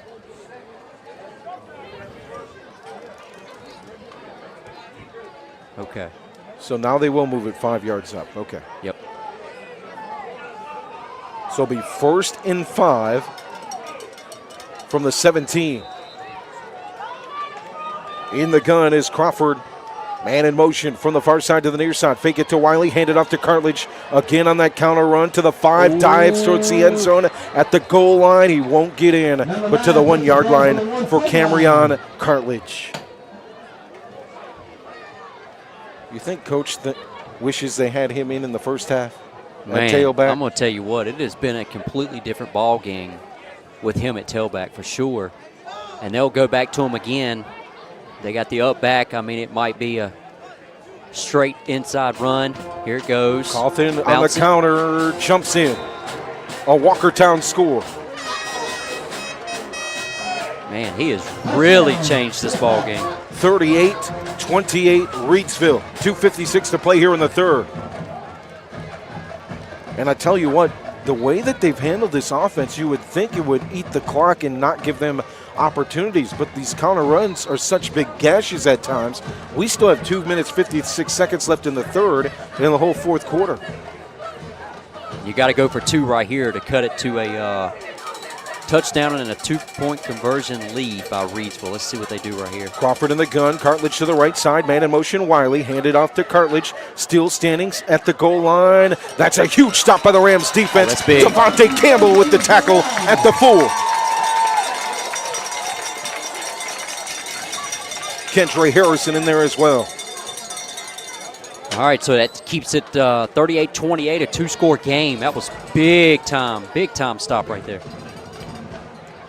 2-possession ball game with 2:56 remaining here in the third quarter. RoCo Radio, RoCoRadio.com. Glad to have you along. So a final score, Rockingham County moves to 1-0 in the Mid-State Conference, defeating rival McMichael 50-18. And if you have a Carver Moorhead score, we'd love to hear it. Let us know in the comments.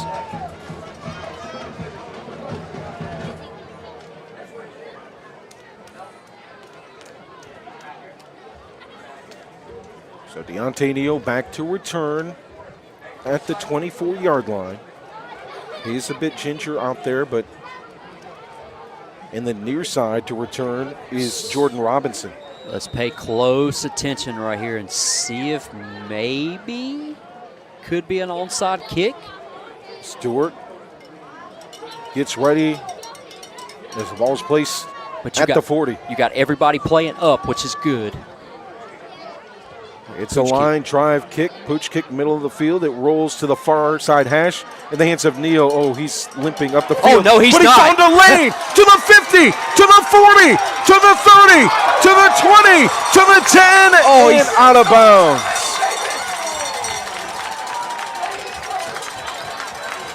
Oh, my goodness.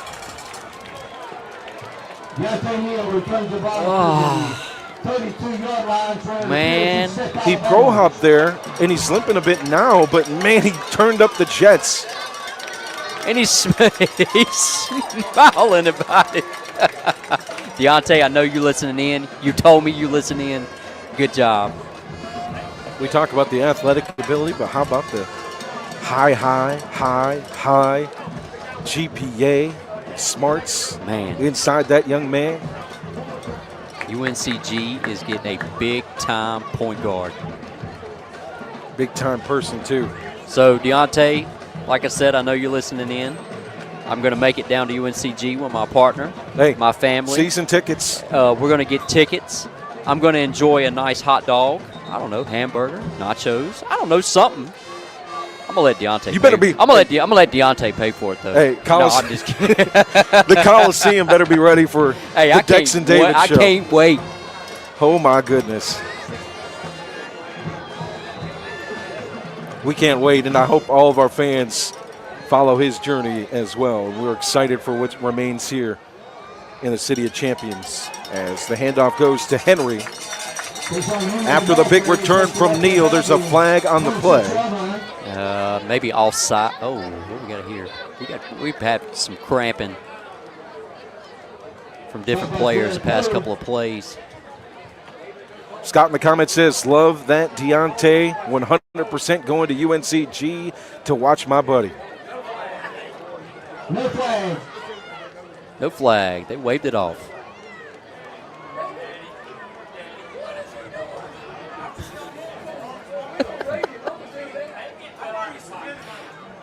And Tally's more wound up than I am. After the penalty, 2nd down and 5 inside the 30-yard line. Man in motion is Neal. Handed off to Henry. He's met it behind the line of scrimmage. Man. Guess who? Number 9, Camryon Cartledge. So it remains at the 30-yard line.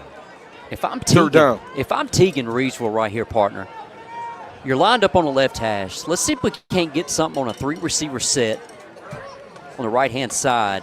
Let's try to be aggressive. Let's put one more score on the board to try to put this game out of hand. Near side, Neal at receiver. Harrison in the slot. Single receiver far side is Galloway.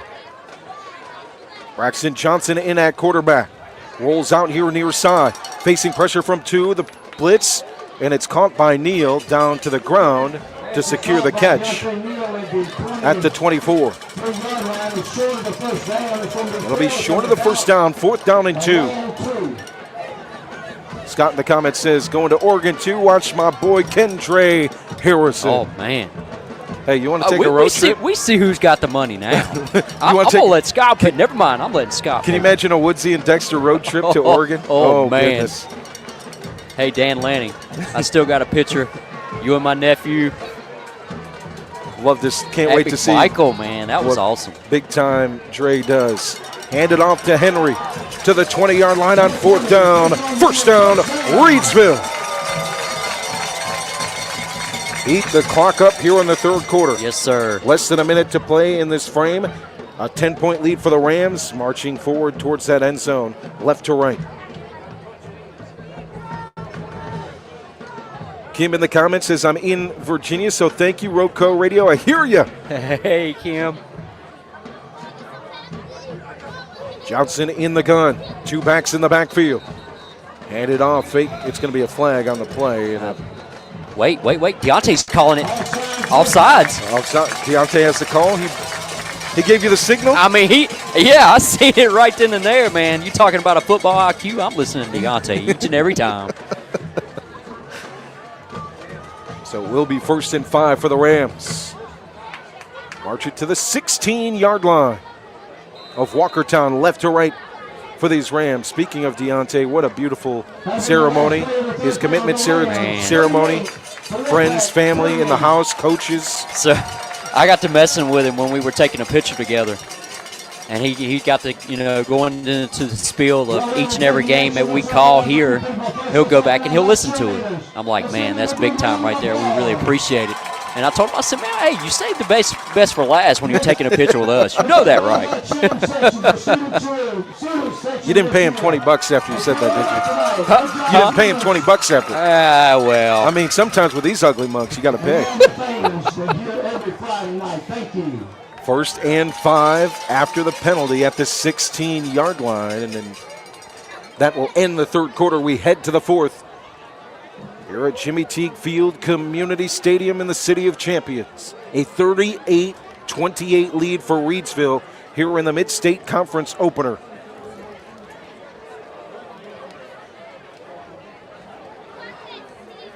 Tonight's game brought to you by Kooler Ice. Looking for a fresh ice and water option that's ready when you are? Kooler Ice is countywide. All 4 spots across this county. Find fresh ice and water at Little Caesars Pizza in Mayodan. 6734 NC 135. We call that the deck spot across from Walmart. Pull up, get some ice with me. Visit our local Kooler Ice dispenser at Schul's Home on Freeway Drive in Reidsville. And for all your ice and water needs, you can also find us at Pennrose Carwash in Reidsville at 1509 South Scales or Two Rivers Plaza in Eden at 307 West Meadow Road. Get Kooler Ice, great tasting. Fresh ice available 24/7 at all 4 locations, 16 pounds or 32 pounds. I can't even curl that. Plus premium water by the gallon or 5 gallons at Kooler Ice. Fresh and ready, always ready when you are. 1st and 5 from the 16 for Reidsville with a 10-point lead. Galloway here on the near side at receiver, far side for Neal.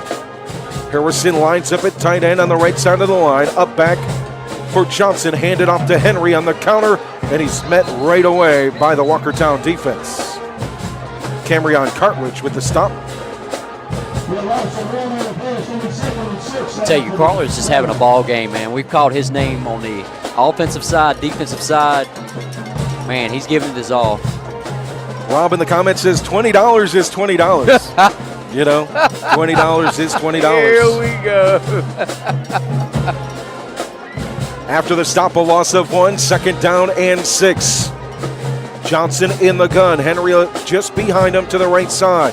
Neal on the far side at receiver, 2 receivers near side. Handed off up the middle for Henry and right back to the line of scrimmage. No more. I feel like we're being too conservative right now. We've got to get this pass game going. We need this score. Hey, you got 2 more downs to be aggressive. You use those counter runs to set up aggressiveness right here, right now. I got a feeling. 3rd down and 6 from the 17. Johnson in the gun. Henry to the left side. Neal in the slot near side, 3 receiver set. Galloway to the far side. It's a fake. There it is. And it's right up the middle, pass to Harrison, and knocked away. You called it, partner. Hey, you got 1 more down to do the same exact type of thing. Kentre Harrison with 2 receiving touchdowns. Michael Smith with a rushing touchdown, and Keyshawn Henry with a rushing touchdown. An interception return for a touchdown for Richard Brathwaite. What's the flag we got right here?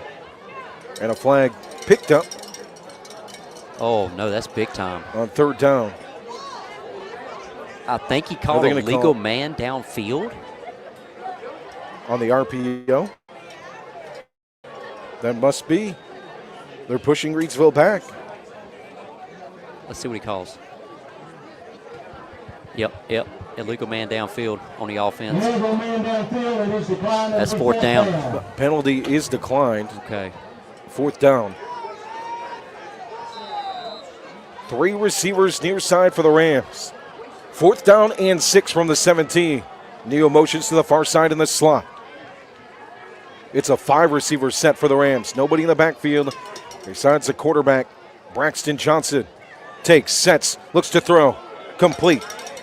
It's into the hands of Henry to He's short. the 15-yard line, 14. It's going to be short about 2 yards of a first down. Man, what a big stop by Walkertown. So the Wolfpack get the football down 10 with 10:38 to play. All right, we need another INT. You know me. I'm going to call for it.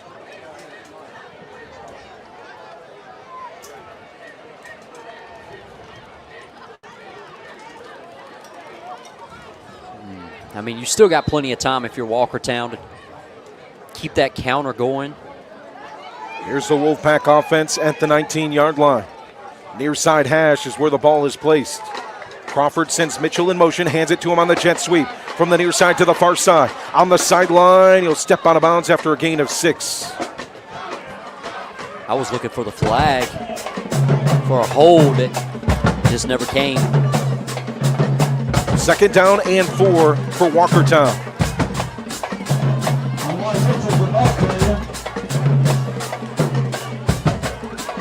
Walkertown's just going back to huddling up, taking their time. 10:31 left. Cartledge in the backfield to the right side of the quarterback. Crawford takes a snap, throws quickly in the slot to Mitchell, and he stopped right there at the 20-yard line.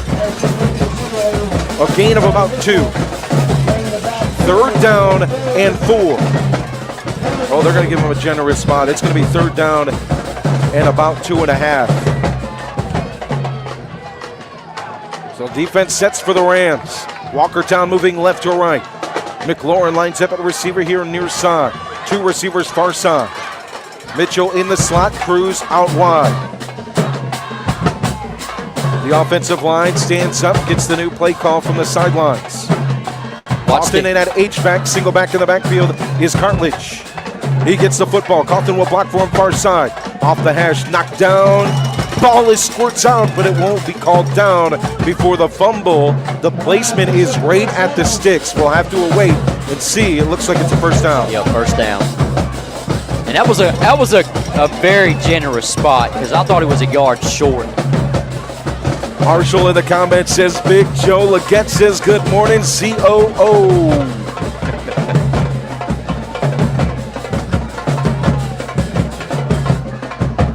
First and 10 from the 25. Crawford in the gun. It's Perry in the backfield. Time to throw. Kits Cruz on the hitch outside. Brought down at the sticks. Another first down for Walkertown. Stop by Neal. But move the chains for the Wolfpack with 9:05 to play. Clock starts to roll as well. If you're Walkertown, you're going to have to try to get some pace on this offense and go a little up-tempo. First and 10 from the 36. Left to right for the Wolfpack. 4 receivers set, single backfield. In the backfield is a single back man. Perry to block, throw it quickly to Cruz. It'll be a gain of 2. It stops the clock out of bounds. Oh, they'll say incomplete.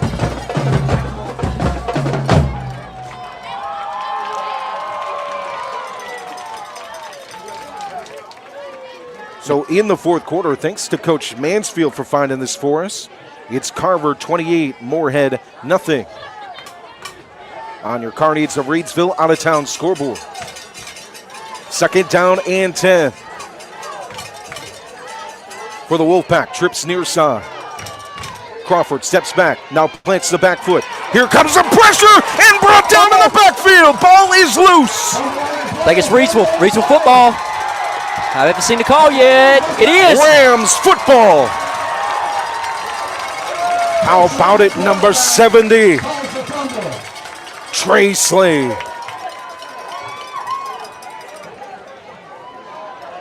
Man, that's what we needed. Not sure if Slade got it, but I know he was back there to cause it. Oh, look at Scott in the comments. He says, big stop by Walkertown. Time for a fumble. And he got that call. Yes, he did. Scott knows. Put it on a T-shirt. Scott knows. ... Rams football, 1st and 10 from the 28. Right to left. Anthony Peel Got to get set. isn't set. He's going to motion to the far side at receiver. Now working his way near side is Deontay Neal. He sets up just inside the hash. Now motion Peel here to the near side to help block on the handoff. False start. And a false start. Just trying to set up that run play. It was too much misdirection, trying to get set up, do some different things. I mean, if you're Reidsville, let's not get cute. Let's just run game. Up the middle. Let's start tick, tick, tick, tick, tick. I'm calling it right now. I'm going to try and be Scott right here. Screen to Deontay Neal for a touchdown. 1st and 15 from the 33. Neal lines up here near side. Hand it off. Right up the middle. David calls that one. Strong run for Keyshawn Henry to the 25. It's going to be a gain of 4. And again, I would go back to the same thing. Don't worry about motioning anybody. Put agent 0 right there at the tight end position. Go heavy set with it. Pound Continue. Just keep pounding. Keep going. So 2nd down and 8. 8 minutes remaining in this one. 10-point lead for the Rams with the football in Walkertown territory, right to left. Single coverage on Deontay Neal here on the near side. 2 receivers set heavy up front. Johnson set to throw. Middle of the field, working to the far side. Oh. Just missed the hands of Frankie Galloway on the far side end zone. Side of the end zone. We got a flag on the play. He picked it up, but let's see what we got. 2nd down and 7. Depending on the flag, it would change it. So maybe right there it was an offsides. And Johnson just said, hey, offsides, so let's go ahead and do this. Took a shot. Johnson runs into the huddle from the sideline to get the play call into his offense. Waved off. Flag waved off. 2nd down and 7 from the 25.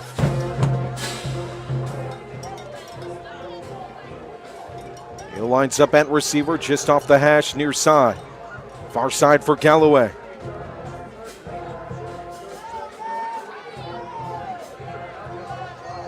Now put Showtime Dre out as a receiver in the slot on the hash near side. 3 receivers near side, single receiver far side. Henry in the backfield to the right side of Johnson, who takes the snap. Looks quickly to Harrison. It's batted away by Cartledge. I'm not under. On the screen attempt to Harrison and a flag at the end of the play. Helmet is off here on the far side for a Reidsville player. It looks to me, I did not see, but it looked like the helmet might have been knocked off. Did you see? It looked like one of the players pulled it off. One of the Walkertown players? Yep. We'll see what the call is going to be on this.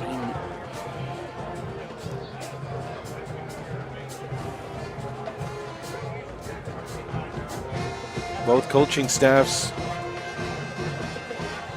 awaiting a call. Both teams huddle up. It could be. It very well could be. An ejection?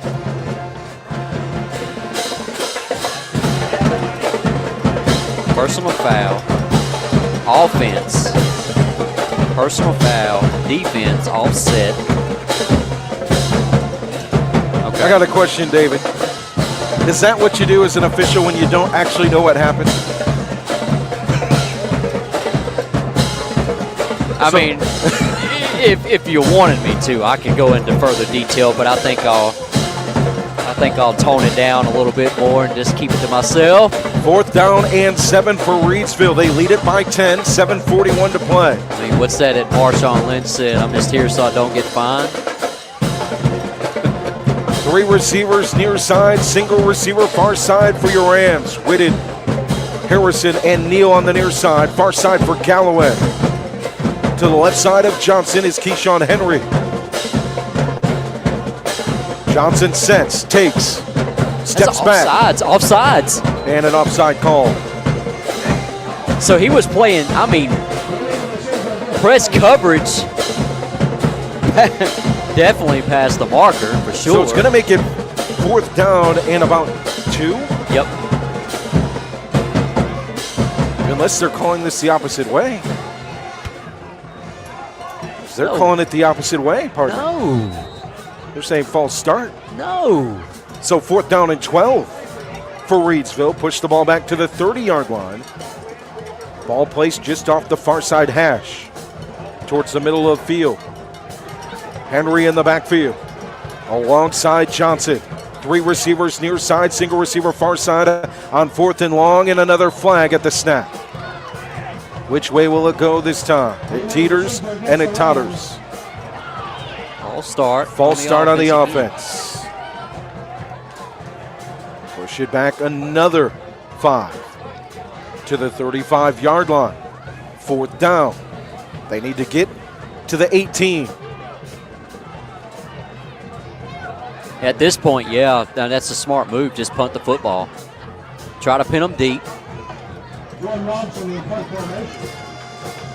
It's Savion Johnson to punt. Unless, watch number 1, though, the up back. Unless we get Coach Teague to pull a oop-de-oop. Watch the number 1 up back, Deontay Neal, and a timeout. Something was there. Walkertown saw it. They called timeout. They used one of their valuable timeouts here in the 4th quarter with 7:40 to play. Down 10, 38-28 Reidsville. Here on RoCo Radio and RoCoRadio.com.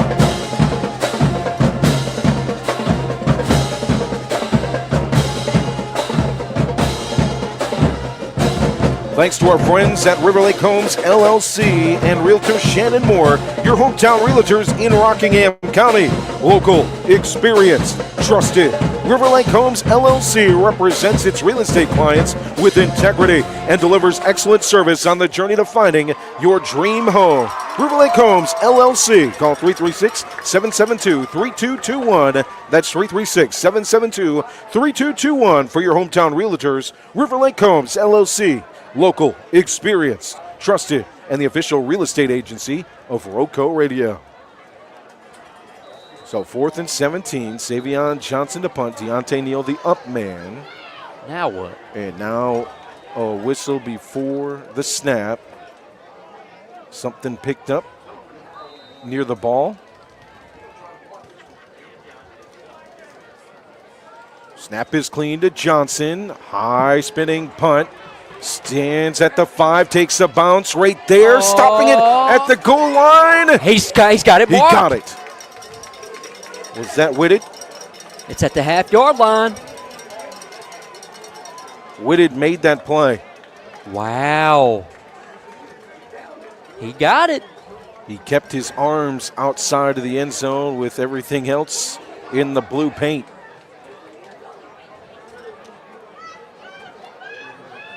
Oh, man alive. 1 yard line for Walkertown. What a call by Coach Teague. What a punt from Savion Johnson. And Demarion Whitted with the big play. On the bounce, downing it inside the 1. All right. So if you're Walkertown, you have got to just try to run this thing and get a push. Cartledge is back there on the counter run. He finds room past the goal line, spins for a gain of about 2. Nowhere to go, but out of danger for now. Cadence Pruitt on the stop. They got a yard on that one. Johnson in on the tackle, Campbell in on the tackle as well for the Rams and Jaquez Times. It's a gain of about 2. To the 3-yard line near side hash for Walkertown. Down 10, 7 minutes to play. Whitted lines up here at receiver on McLaurin. Brathwaite will cover Wiley in the slot.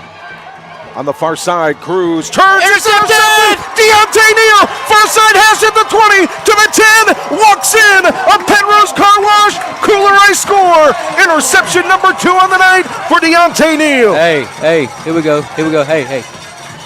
Night. Deontay Neal doing Deontay Neal things.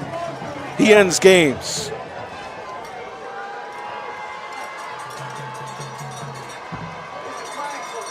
Oh my goodness. You got to be kidding me. You got to be kidding me. No. No way.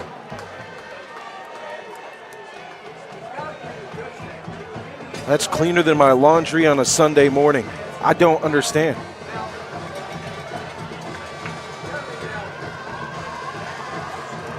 Now the three officials gather at the pylon on the far side. What are we doing? They picked up a flag.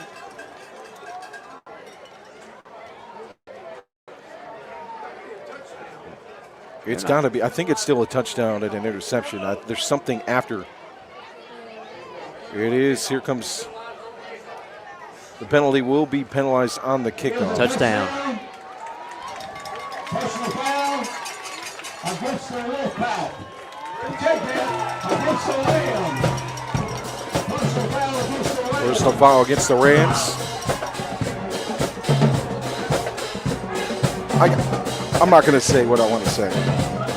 I'd like to say something right now. You ever watched Anger Management? Goose, Bravo. I'm just going to say, I'm going to say it. Oh, no, here we go. If that penalty was on number 1, we've got problems. 2-point conversion on the way for Reidsville. Johnson in the gun, 2 backs shielded.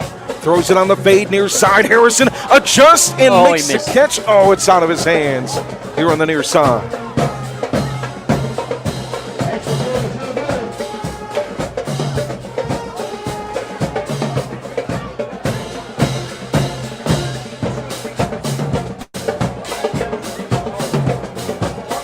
An interception last week for D. A pick earlier in this ball game. That interception is number 20 of his career. And now 6 interception returns for touchdowns in his career here at Reidsville. 44-28. Setting the tone here in Game 1 of the Mid-State Conference slate. It's the powerful Walkertown Wolfpack. Walkertown started off strong, a 14-0 lead in the first quarter. But since then, the Reidsville Rams defense adjusting, making plays. The seams have been shut in the passing game. Several interceptions inside the hashes or on the hash marks for the Rams. Richard Brathwaite with an interception return for a touchdown as well earlier in this one. So 2 interception returns for scores for this Reidsville defense. Back to kickoff to the 25-yard line for a personal foul, unsportsmanlike penalty. So because of the unsportsmanlike, the ball is placed at the 25-yard line, near side hash, as Pennrose sets the kick for the Rams right to left.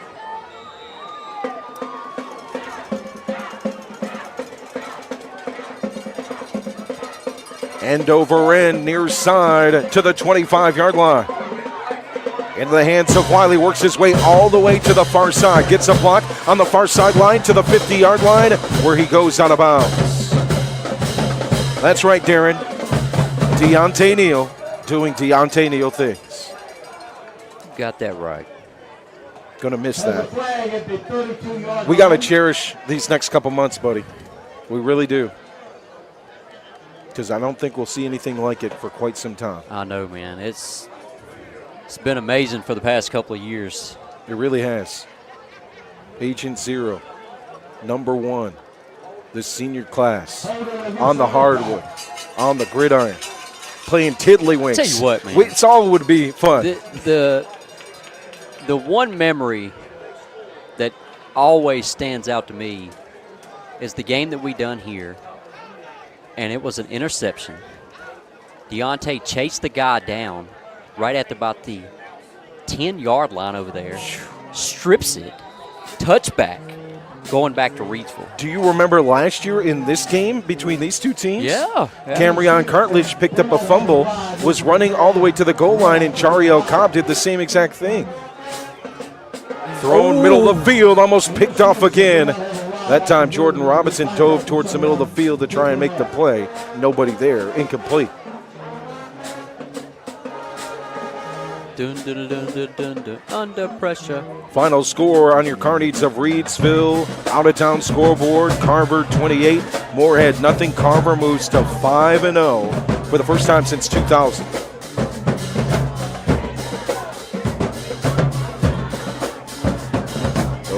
Panthers fall to 0-5 on the season. Rockingham County with a big win over McMichael as well in the opener of the Mid-State Conference. Bartlett Yancey this week off to open up conference play. So I didn't see the call on the flag, but it's going to be first down and 10 Walkertown at about the 37-yard line. Left to right for the Wolfpack.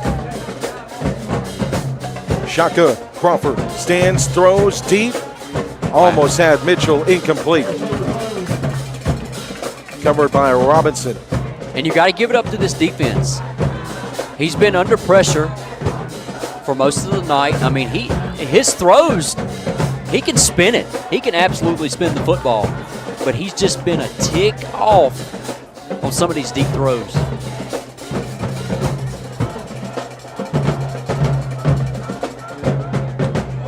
So second down and 10.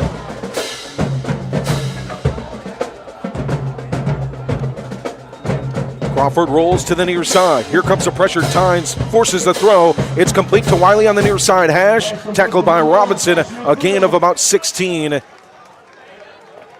to the 37.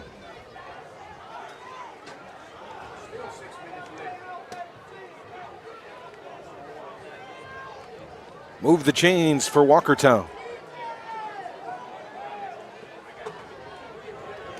Man in motion, Wiley into the backfield. Give it to him on the jet sweep. Works to the far side, finds an edge. And nearly to the first down marker, he'll be pulled down. It depends on the spot on the first down. He'll be just short.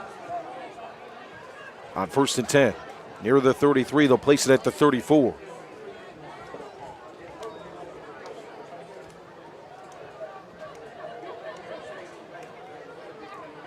I don't know what's happening, partner, but my friend Ben just messaged and said Mike Gundy's about the next one to be fired.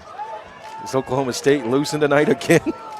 I mean, he's a man. You talk all that junk about the Oregon Ducks, and he gets beat, 70-3? Hey, money can buy a lot of things for Oregon, supposedly, but it can't buy Mike Gundy a good haircut. Just saying. Let's see what we got going on here. Let me go ahead and ESPN this thing.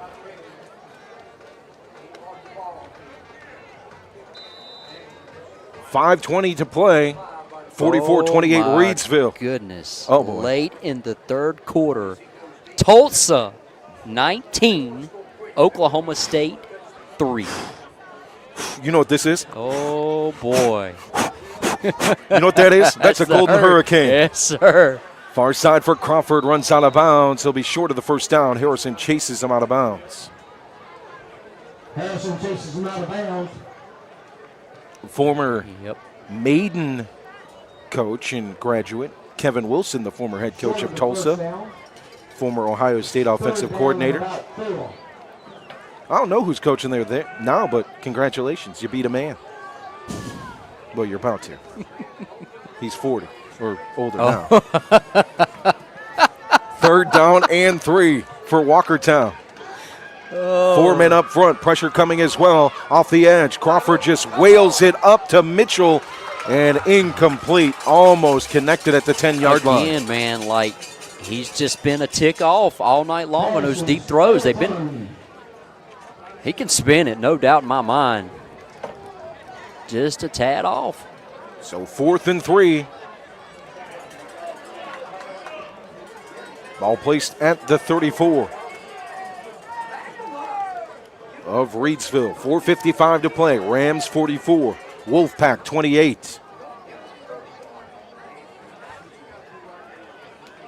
McLaurin and Wiley near side. Wiley in the slot. Far side receiver is Hunter Cruz. He's going to get pressed. Crawford looks to throw near side. Beating his man is Wiley. It's off the fingertips, incomplete.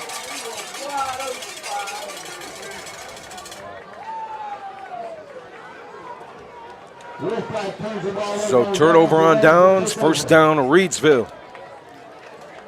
Well, partner.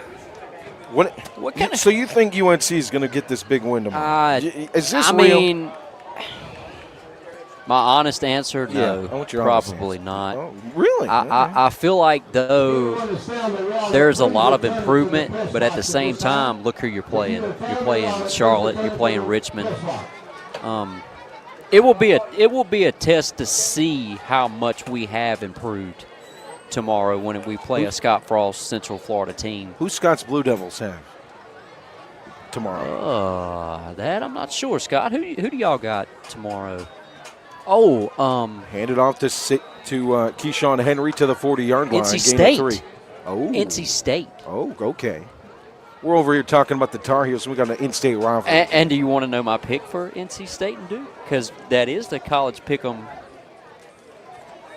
I got Duke beating State.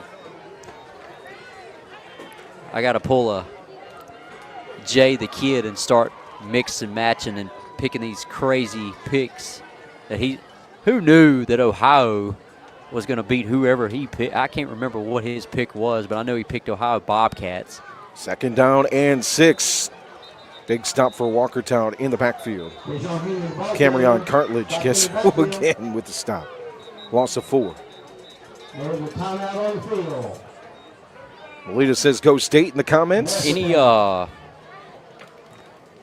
Any Scott says Duke. Any games to watch tomorrow? Outside of, for me, it's going to be a 3:30 game. I mean, we got some big games. My Buckeyes are off, so I don't know what to do tomorrow. Mow the grass, maybe?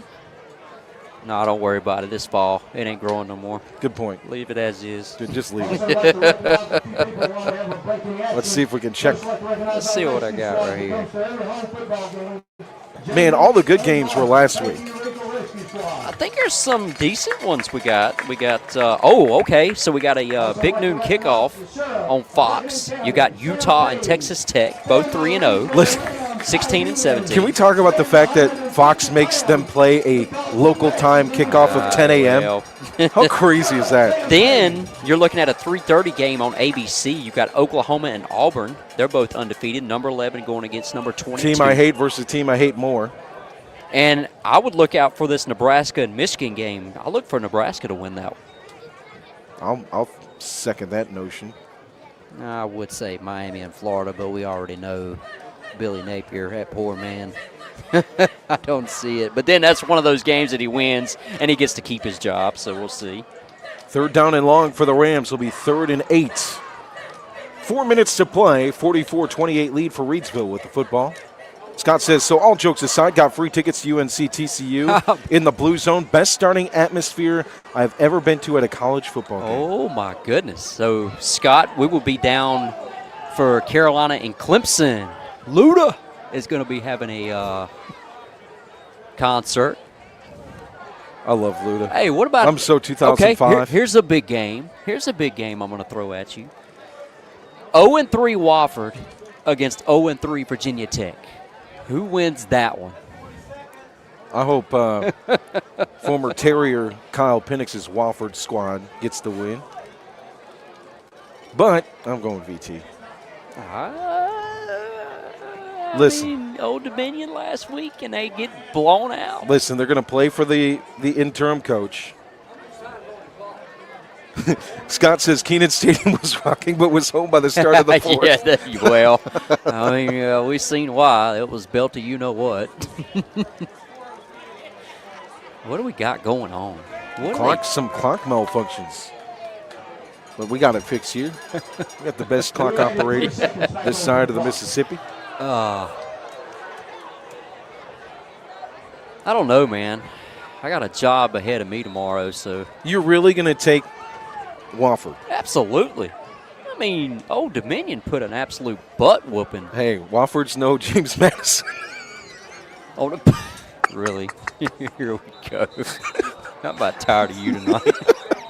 You know what? Just for that comment, you're taking me to Cookout when we get done. Is it a date? I mean, is $20 $20? Third down and 9 still. Still third down and 9.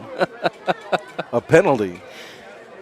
I think we've done quit playing football in Community Stadium. I think it's pretty much, we're talking about college football now. What in the world? We haven't ran a play in 10 minutes. 44-28 Reidsville. Look at this. Look who we got lining up at receiver.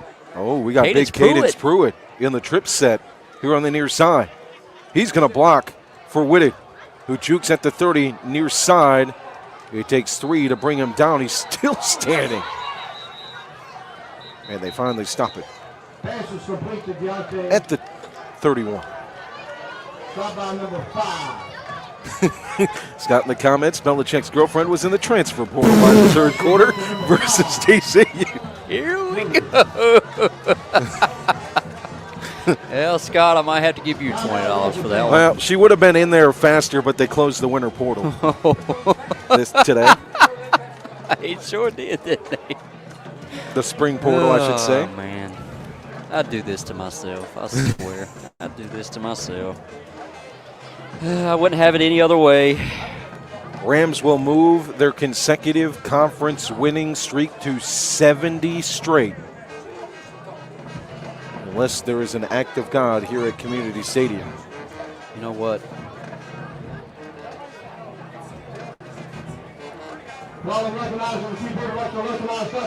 Congratulations to our Hall of Famers here in this class of 2025 for Reidsville football. Mike Gentry, the class of 1957, the Golden Lion. Bobby Wilkerson, class of 1954.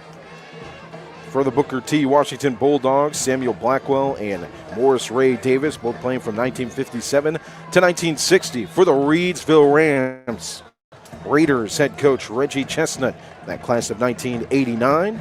Derek Hairston, a class of 1993.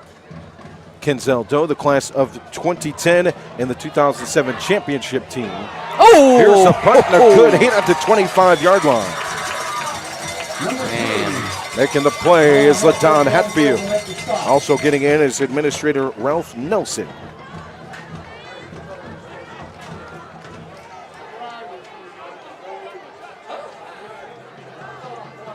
"13 plaques now just outside the bleachers here at Community Stadium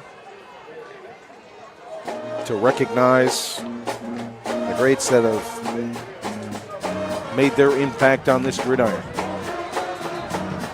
And at Kiker Stadium.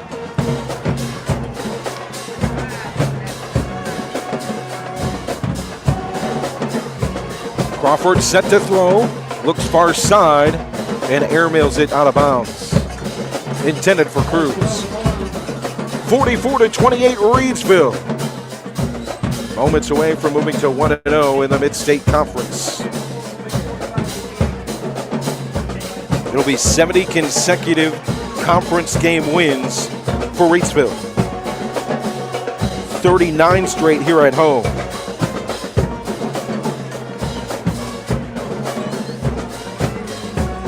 They'll move this series against Walkertown to 5-0. As Crawford stands in the pocket, Pruitt gets there. It's thrown complete to Cruz for a first down. To the 45.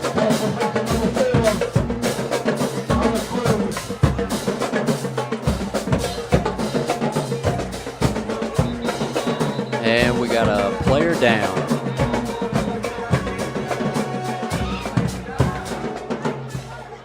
Injury timeout with 3:31 to play here in the ballgame.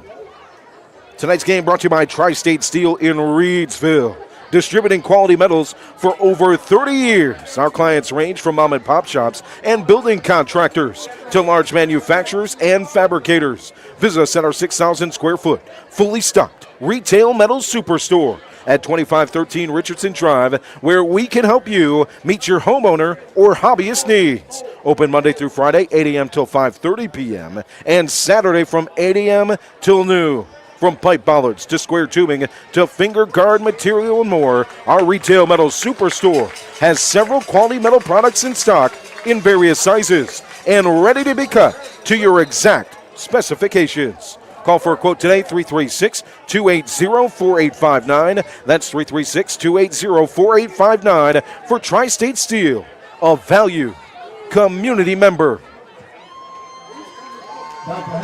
Tri-State Steel, a member of our community, a community business standing strong like all of our sponsors. We appreciate what they do for local sports and allowing us to provide this coverage, but also for all the things they do in our community. As we have Partner, a yellow flag. Another flag.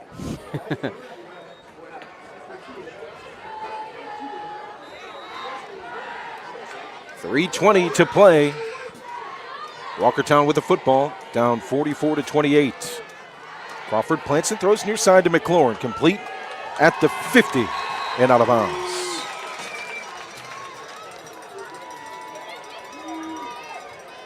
Well, got any big-time plans for tomorrow? Ice, ice, baby. Okay. In football. I think the kids got their soccer games down at Lake Reidsville tomorrow as well. Yeah. First games of the season. Okay. Oh, Here comes some pressure. Pruitt rips down Crawford. And then hit him with the Conor McGregor. Helping out was Zaylen Hampton and Savion Johnson on the sack. Yep, so we'll get some play on the pitch, however they say that. Okay. See how that goes. Well,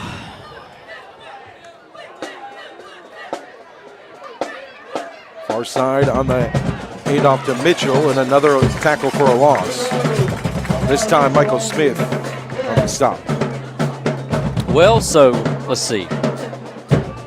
We got Mike Gundy possibly going to be fired. I mean, it's just I just don't see any other way around that, especially if they're going to lose to Tulsa tonight. What about Dabo Sweeney? What happens to him in the near future? It's a good question. I think he retires before he's fired. I don't know. He said in the press conference the other day, he said if they wanted him gone, he'll go somewhere else and coach. He said he's still got a lot of years left.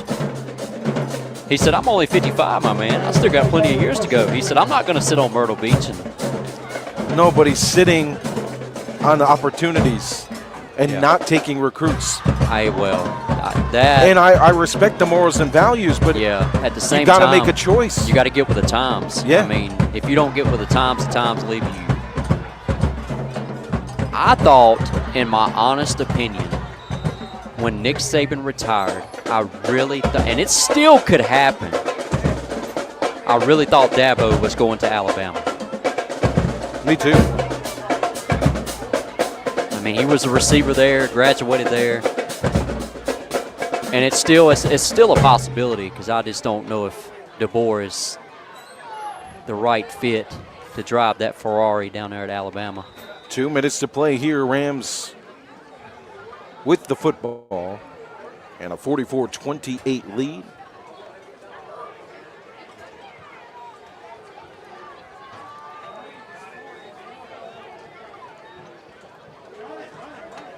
Clock is running. Everybody just standing on the field. Oh, well. All right. Another question. Uh-oh. Does Ohio State finally beat Michigan this year? You got to bring that up. Absolutely. We're happy right now. Hey, you know what? We're happy. I'm happy. You right started this earlier. Oh, my goodness. I got to throw the haymaker. To my guy, Doug Anderson. Sorry, buddy. I know you're a big Go Blue guy. You're my only fan of that team up north that I actually like. Well, unless some of you guys are, no, probably not. Yeah, we're gonna beat them. We're gonna beat them easily. You think so? I do. You got $20 on that? Dinner at Cookout. No, I really think y'all have. Well, I don't know. I say that, and then last year, man, that was really shocking. I couldn't believe it. And that's why we love this game. We never know from 1 minute to the next what's going to happen. What about Vanderbilt? It's the Pavia show. I mean, Braxton Johnson takes an E, and AB dances on the field as the clock rolls inside 10 seconds.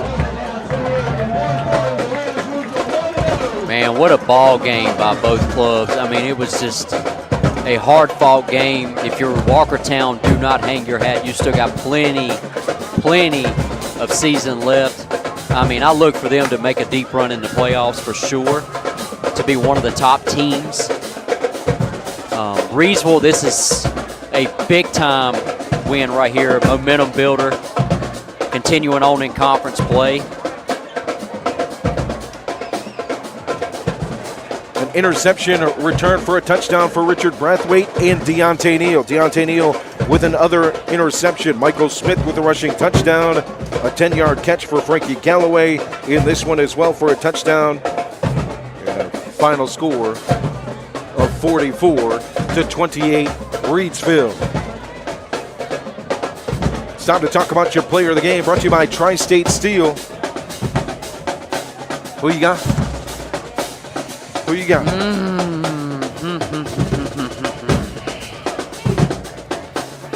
Man, you got to go Deontay Neal. There's just no other way around it.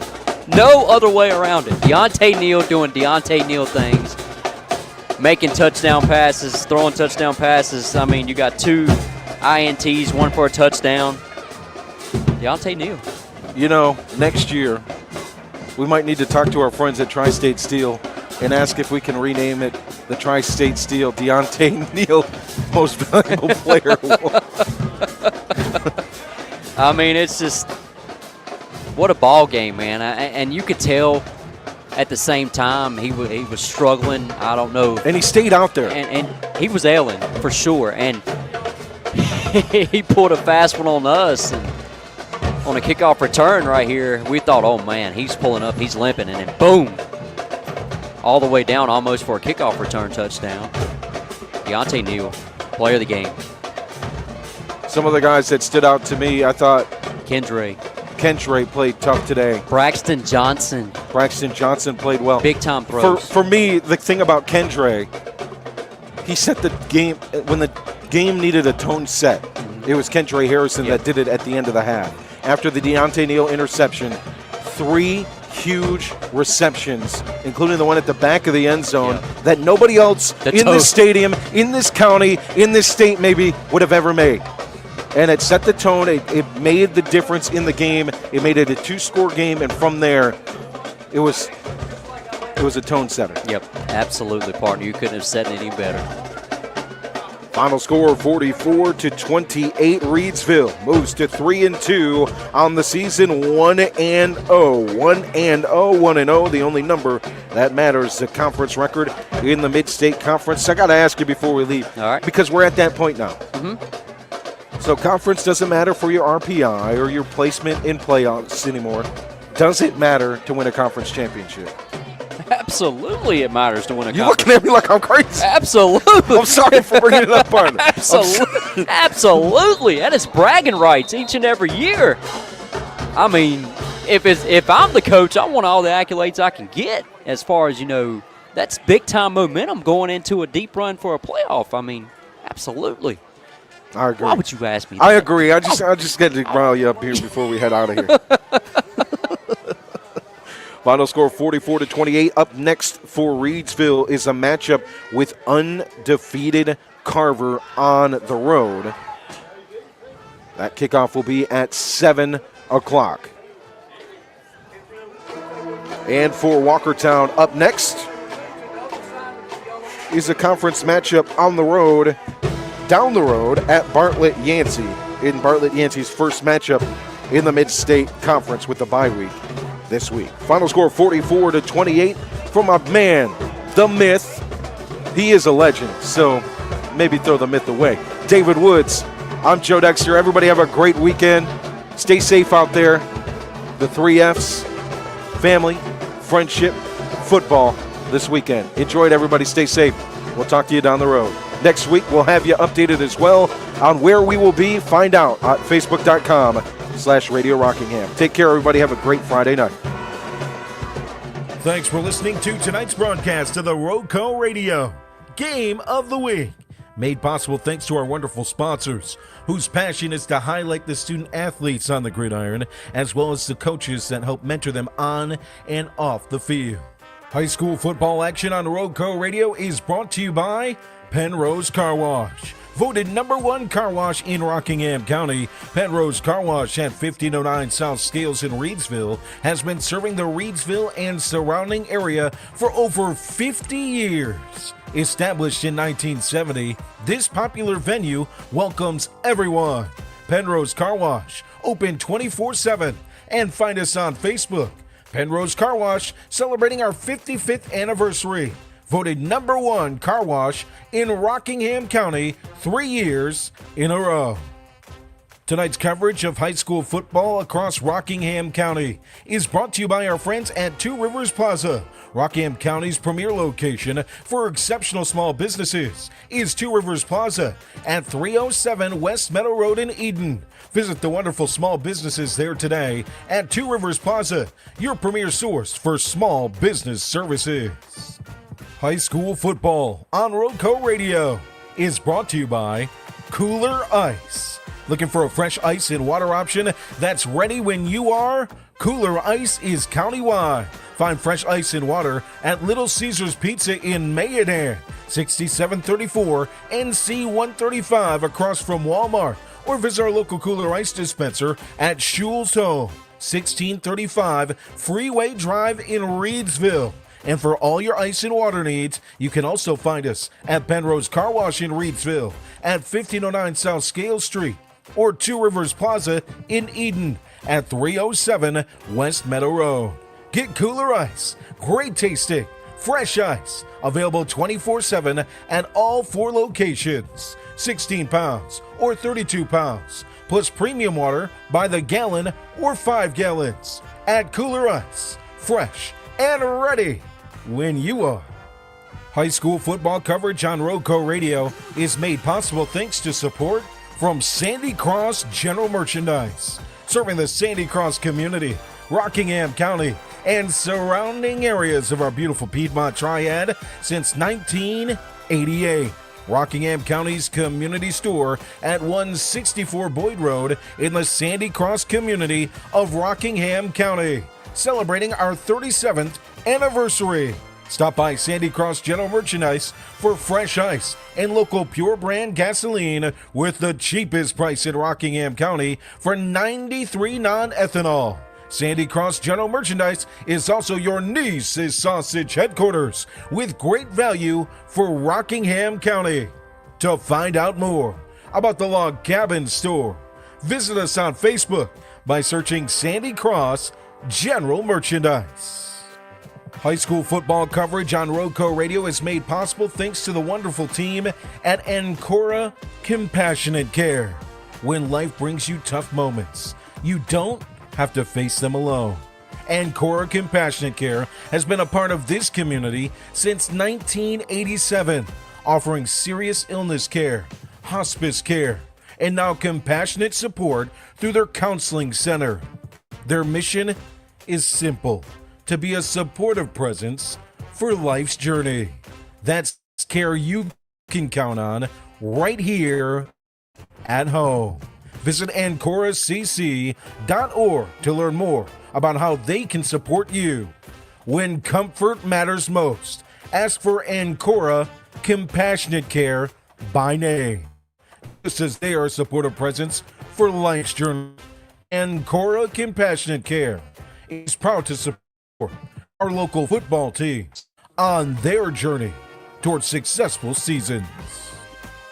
Tonight's game is made possible thanks to Circle Drive-In in Eden, serving the best hot dogs in Rockingham County for over 50 years. Located at 111 Boone Road, Circle Drive-In is your home for fast and friendly service and an all-American meal. Stop by our old-style drive-in for a delicious cheeseburger, crinkle-cut fries, and top your meal off with a milkshake or banana split. Or choose from one of our many menu items such as buffalo wings, chicken tenders, steak and cheese, the chuck wagon, and so much more at Circle Drive-In since the 1970s. For good food, stop by Circle Drive-In, 111 Boone Road, near the roundabout. High school sports coverage on RoCo Radio is made possible thanks to our friends at Tri-State Steel in Reidsville, distributing quality metals for over 30 years. Clients range from mom and pop shops and building contractors to large manufacturers and fabricators. Visit us at our 6,000 square foot, fully stocked retail metals superstore at 2513 Richardson Drive, where we can help you meet your homeowner or hobbyist needs. Open Monday through Friday from 8 a.m. till 5:30 p.m. and on Saturday from 8 a.m. till noon. From bollards to square tubing to finger guard material and more, our retail metal superstore has several quality metal products in stock in various sizes and ready to be cut to your exact specifications. Call for a quote today at 336-280-4859.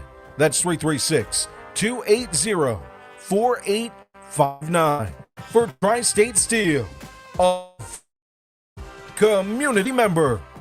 And tonight's coverage is brought to you by Shannon Moore and the team at Lake Homes LLC, your hometown realtors in Rockingham County and the official real estate agency of RoCo Radio. Shannon Moore and the team at Lake Homes LLC is local, experienced, and trusted. Lake Homes LLC represents its real estate clients with integrity and delivers excellent service on the journey to finding your dream home. Serving Rockingham, Guilford, and Alamance counties with over 27 years experience and endless dedication, Lake Homes ensures your real estate investment is a success. Looking to acquire or sell land, residential or commercial properties? Look no further than your hometown realtors. Lake Homes LLC, a believer in local community and serving all of its real estate needs. To learn more about how our agents can best serve you, visit riverlakehomesllc.com or call 336-772-3221. That's 336-772-3221 for your hometown realtors. Lake Homes LLC, local, experienced, and trusted across Rockingham County and the entire Piedmont Triad. On behalf of my broadcast partner, D.W. David Woods, I'm Joe Dexter. You can support us in a myriad of ways. The first way is to support these local sponsors. Our coverage possible. Without them, we wouldn't be able to bring you the coverage that we have and that we look to expand to in the future. Another way is to follow us on Facebook and find out where we're broadcasting at, facebook.com/Radio Rockingham, or find our other sports coverage at RoCoRadioSports.substack.com and subscribe to get our stories right into your email inbox, or on YouTube by searching for RoCo Radio. I want to wish you and yours a great weekend. Again, thank you so much to the glue of this operation, our local sponsors. Without them, we wouldn't be able to keep this together and follow our passions as well as the accomplishments of your favorite student athletes. So thank you much to our sponsors. Before I head out of here, remember the 3 F's: family, friendship, football. Let's enjoy that as we head into the weekend. Take care, everybody. We'll be back next Friday with the RoCo Radio Game of the Week.